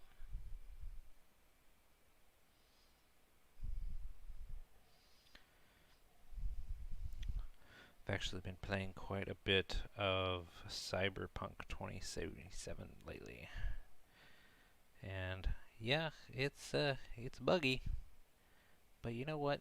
So was Skyrim. Skyrim was all sorts of buggy. And did we stop? Did we say, hey, there's too many bugs in Skyrim? Did that stop any of us? No. No, it did not. We just looked at it and goes, ha! You fool, I'll just reload you again. Then I'll also wait for patches to come out, usually from the modding community, and then we fixed it, and it was good. And it was Skyrim. So, you know, it's very similar to that. There was a couple times where I got really frustrated, where I was like, I just can't get through this spot because it keeps crashing every time I get into the room. But I got through it. I just had to make sure to like do it in a certain way that didn't cause whatever it was that was causing it to crash. and I didn't do that, thus saving the day.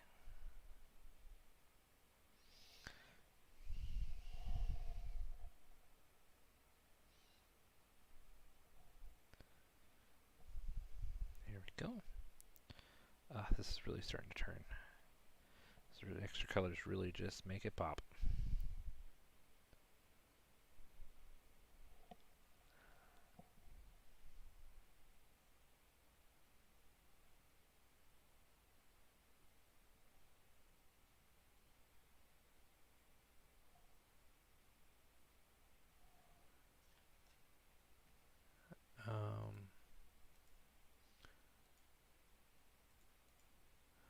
Let's see what we can do about that.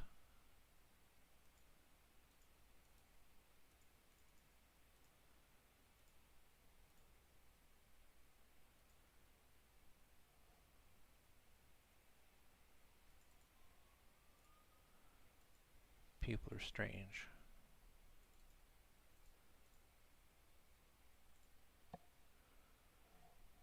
Let's see here.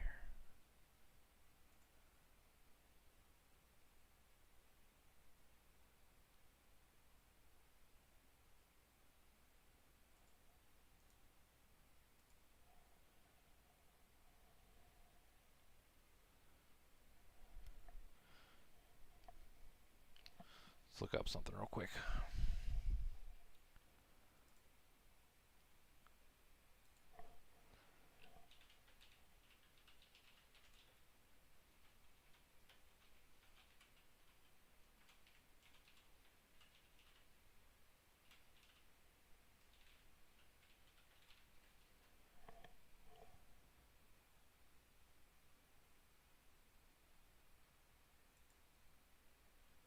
Hey. No, none of that.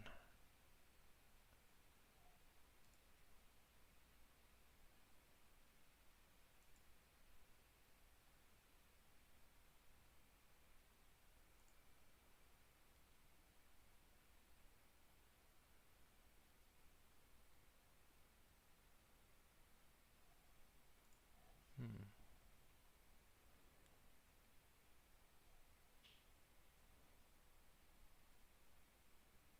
Well, anyways. So, some people and their children.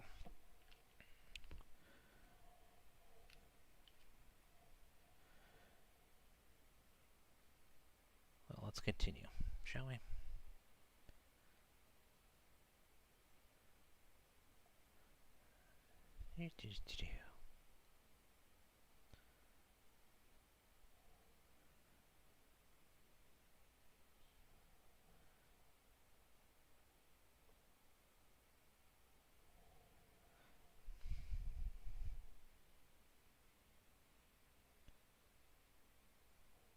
There we go.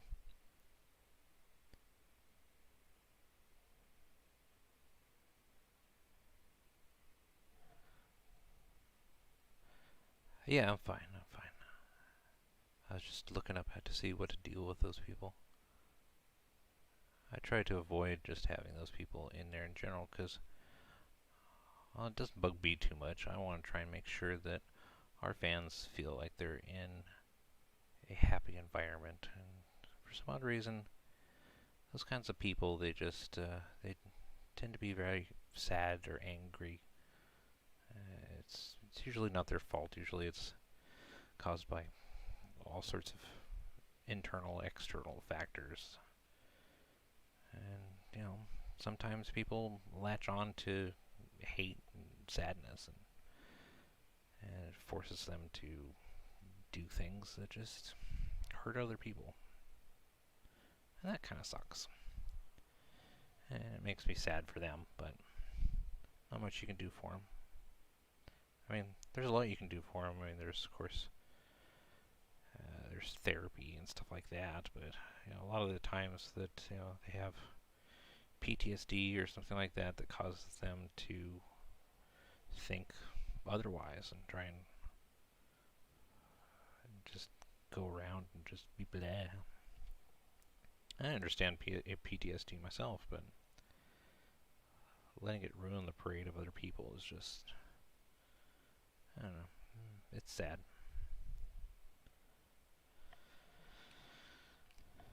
Plus, I don't usually deal with them, you know? Normally they are just, normally they're just gone. Like, we don't really have to deal with people, you know?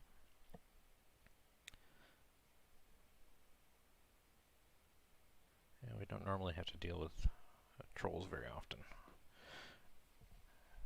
But, you know, I mean, what do you expect? I mean, Facebook itself, or YouTube itself, is, did you know it is the second largest search engine ever? But I guess it's owned by Google anyway, so, I mean, I guess that kind of negates that, huh? It would be not really a new search engine. It's just a different part of Google, isn't it?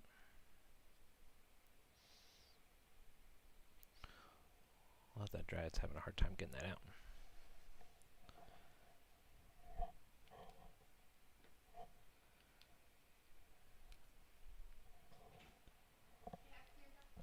Thank you.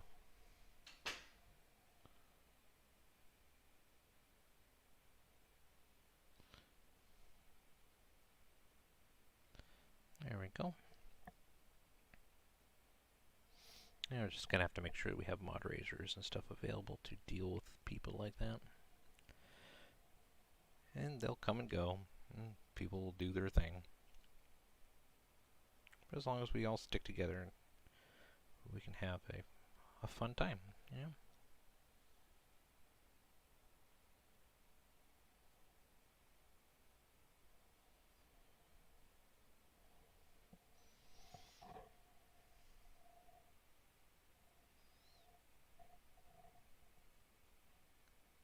Oh, that's awesome. I'm glad. Yeah, it's not very often we've had to deal with trolls. I think that's like literally the fourth troll we've had to deal with in the last decade. But, you know, I don't really go on YouTube much, so I mean, I guess it's kind of expected to find more on here than other places. But, yeah, that was surprising. Caught me off guard. I was like, what? What?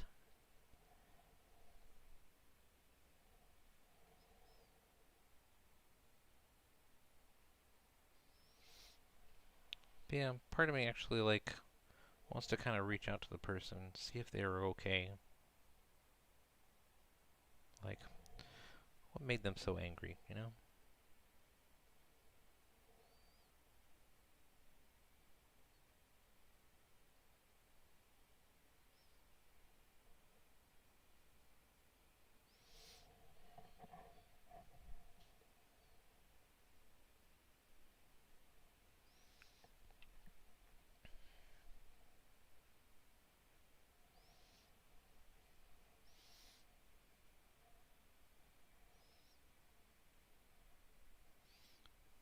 There we go, that's looking pretty good. Okay, now it looks like we need to get some green in there, so let's try this one, huh?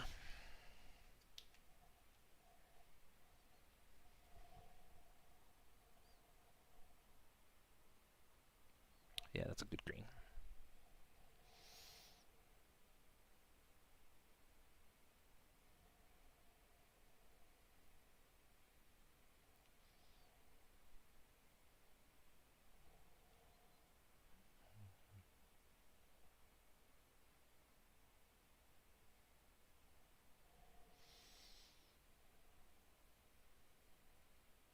Yeah, I guess that's something that I would just gotta come to grips with, is that even with, like,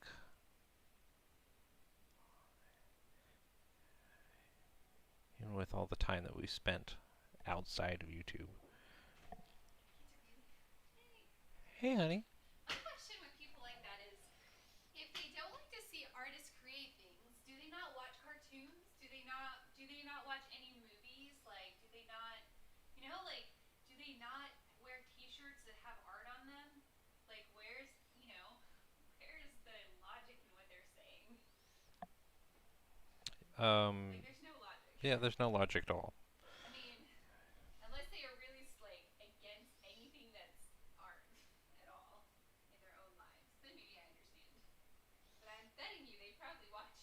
Well, I mean, they could have, I mean, it's like we could go deeper into what causes them to have those feelings. Most likely it's something dark and twisted, but, let's not go into that. I don't think there's any need. But I guess, I mean, covering up mental illness, I mean, doesn't seem like the appropriate response, does it? I mean, whatever happened there, like, that dude got hurt. Yeah, he probably got picked on as a kid or something. Yeah. Yep. Could be any sort of bad thing. But But that's not it's not for us to deal with.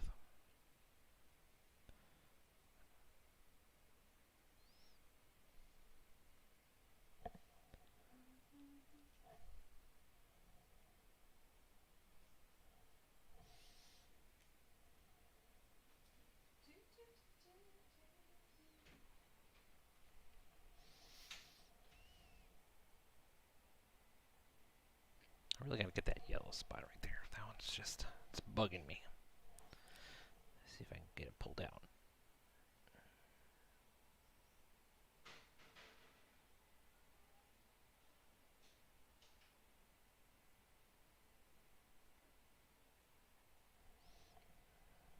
Yellow soaks up a lot and just spreads.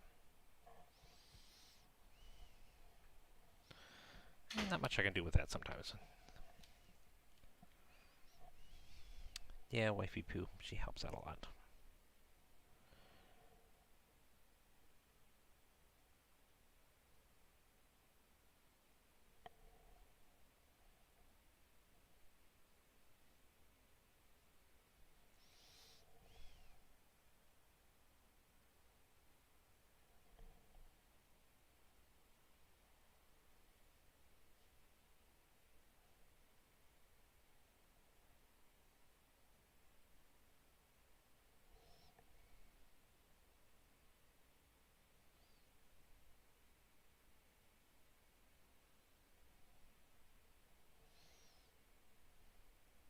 That's looking pretty good. There's a little bit right there.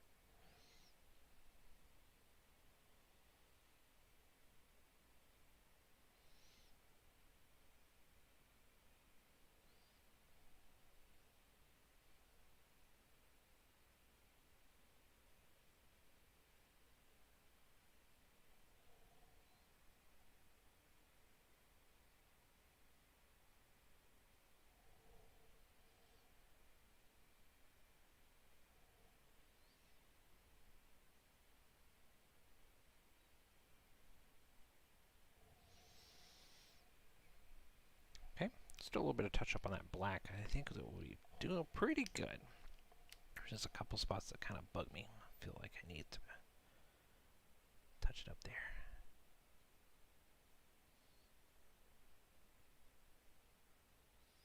There you go.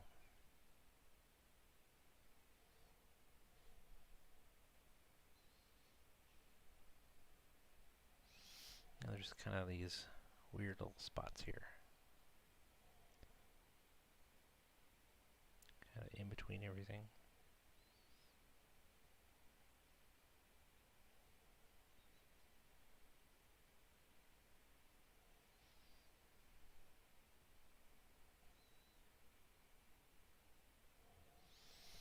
Oh, I'm totally doing it off screen again.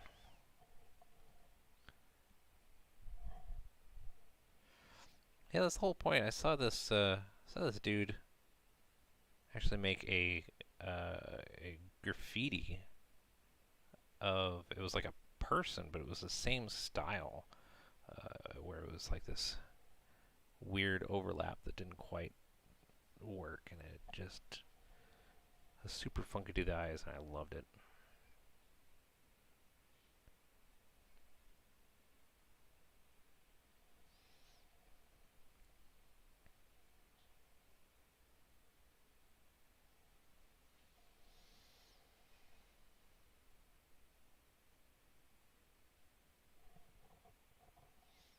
Hey, Clean. Hi, Victor. How's it going? We're actually getting pretty close to being finished here.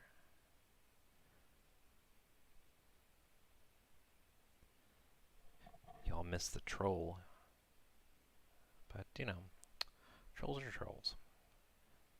But I'm not going to let him ruin my day. Me.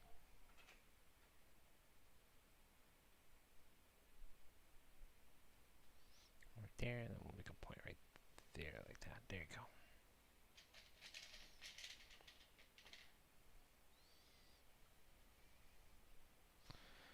Okay. I think he's done.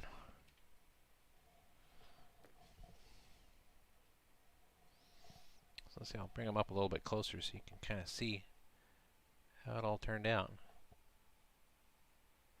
It's a little...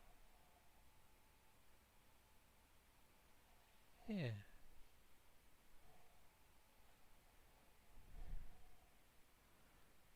Well, these guys are one of 12 kitties that we gave away for Christmas this year. But as soon as I'm done with these, I may consider the idea of opening up commissions and stuff. So that would be another thing.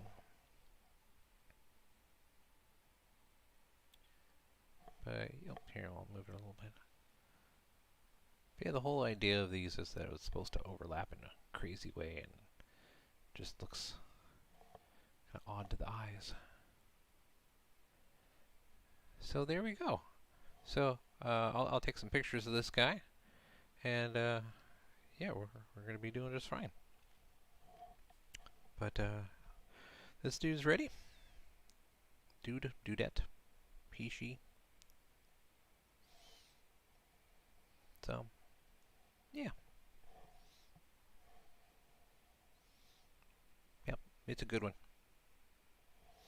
Alright, well, I'll toss this one in the dryer and get this nice and heated up. So I guess we'll move on from there. So thanks for joining me for this. I'm hoping to do more of these more often. But this is a lot of fun, guys. Thanks for joining me, and we will do this again soon. Alright, thanks so much, guys, and we'll see you next time. What's the saying? Hey, if you like what you saw, like and subscribe, and we'll see you next time. Bye.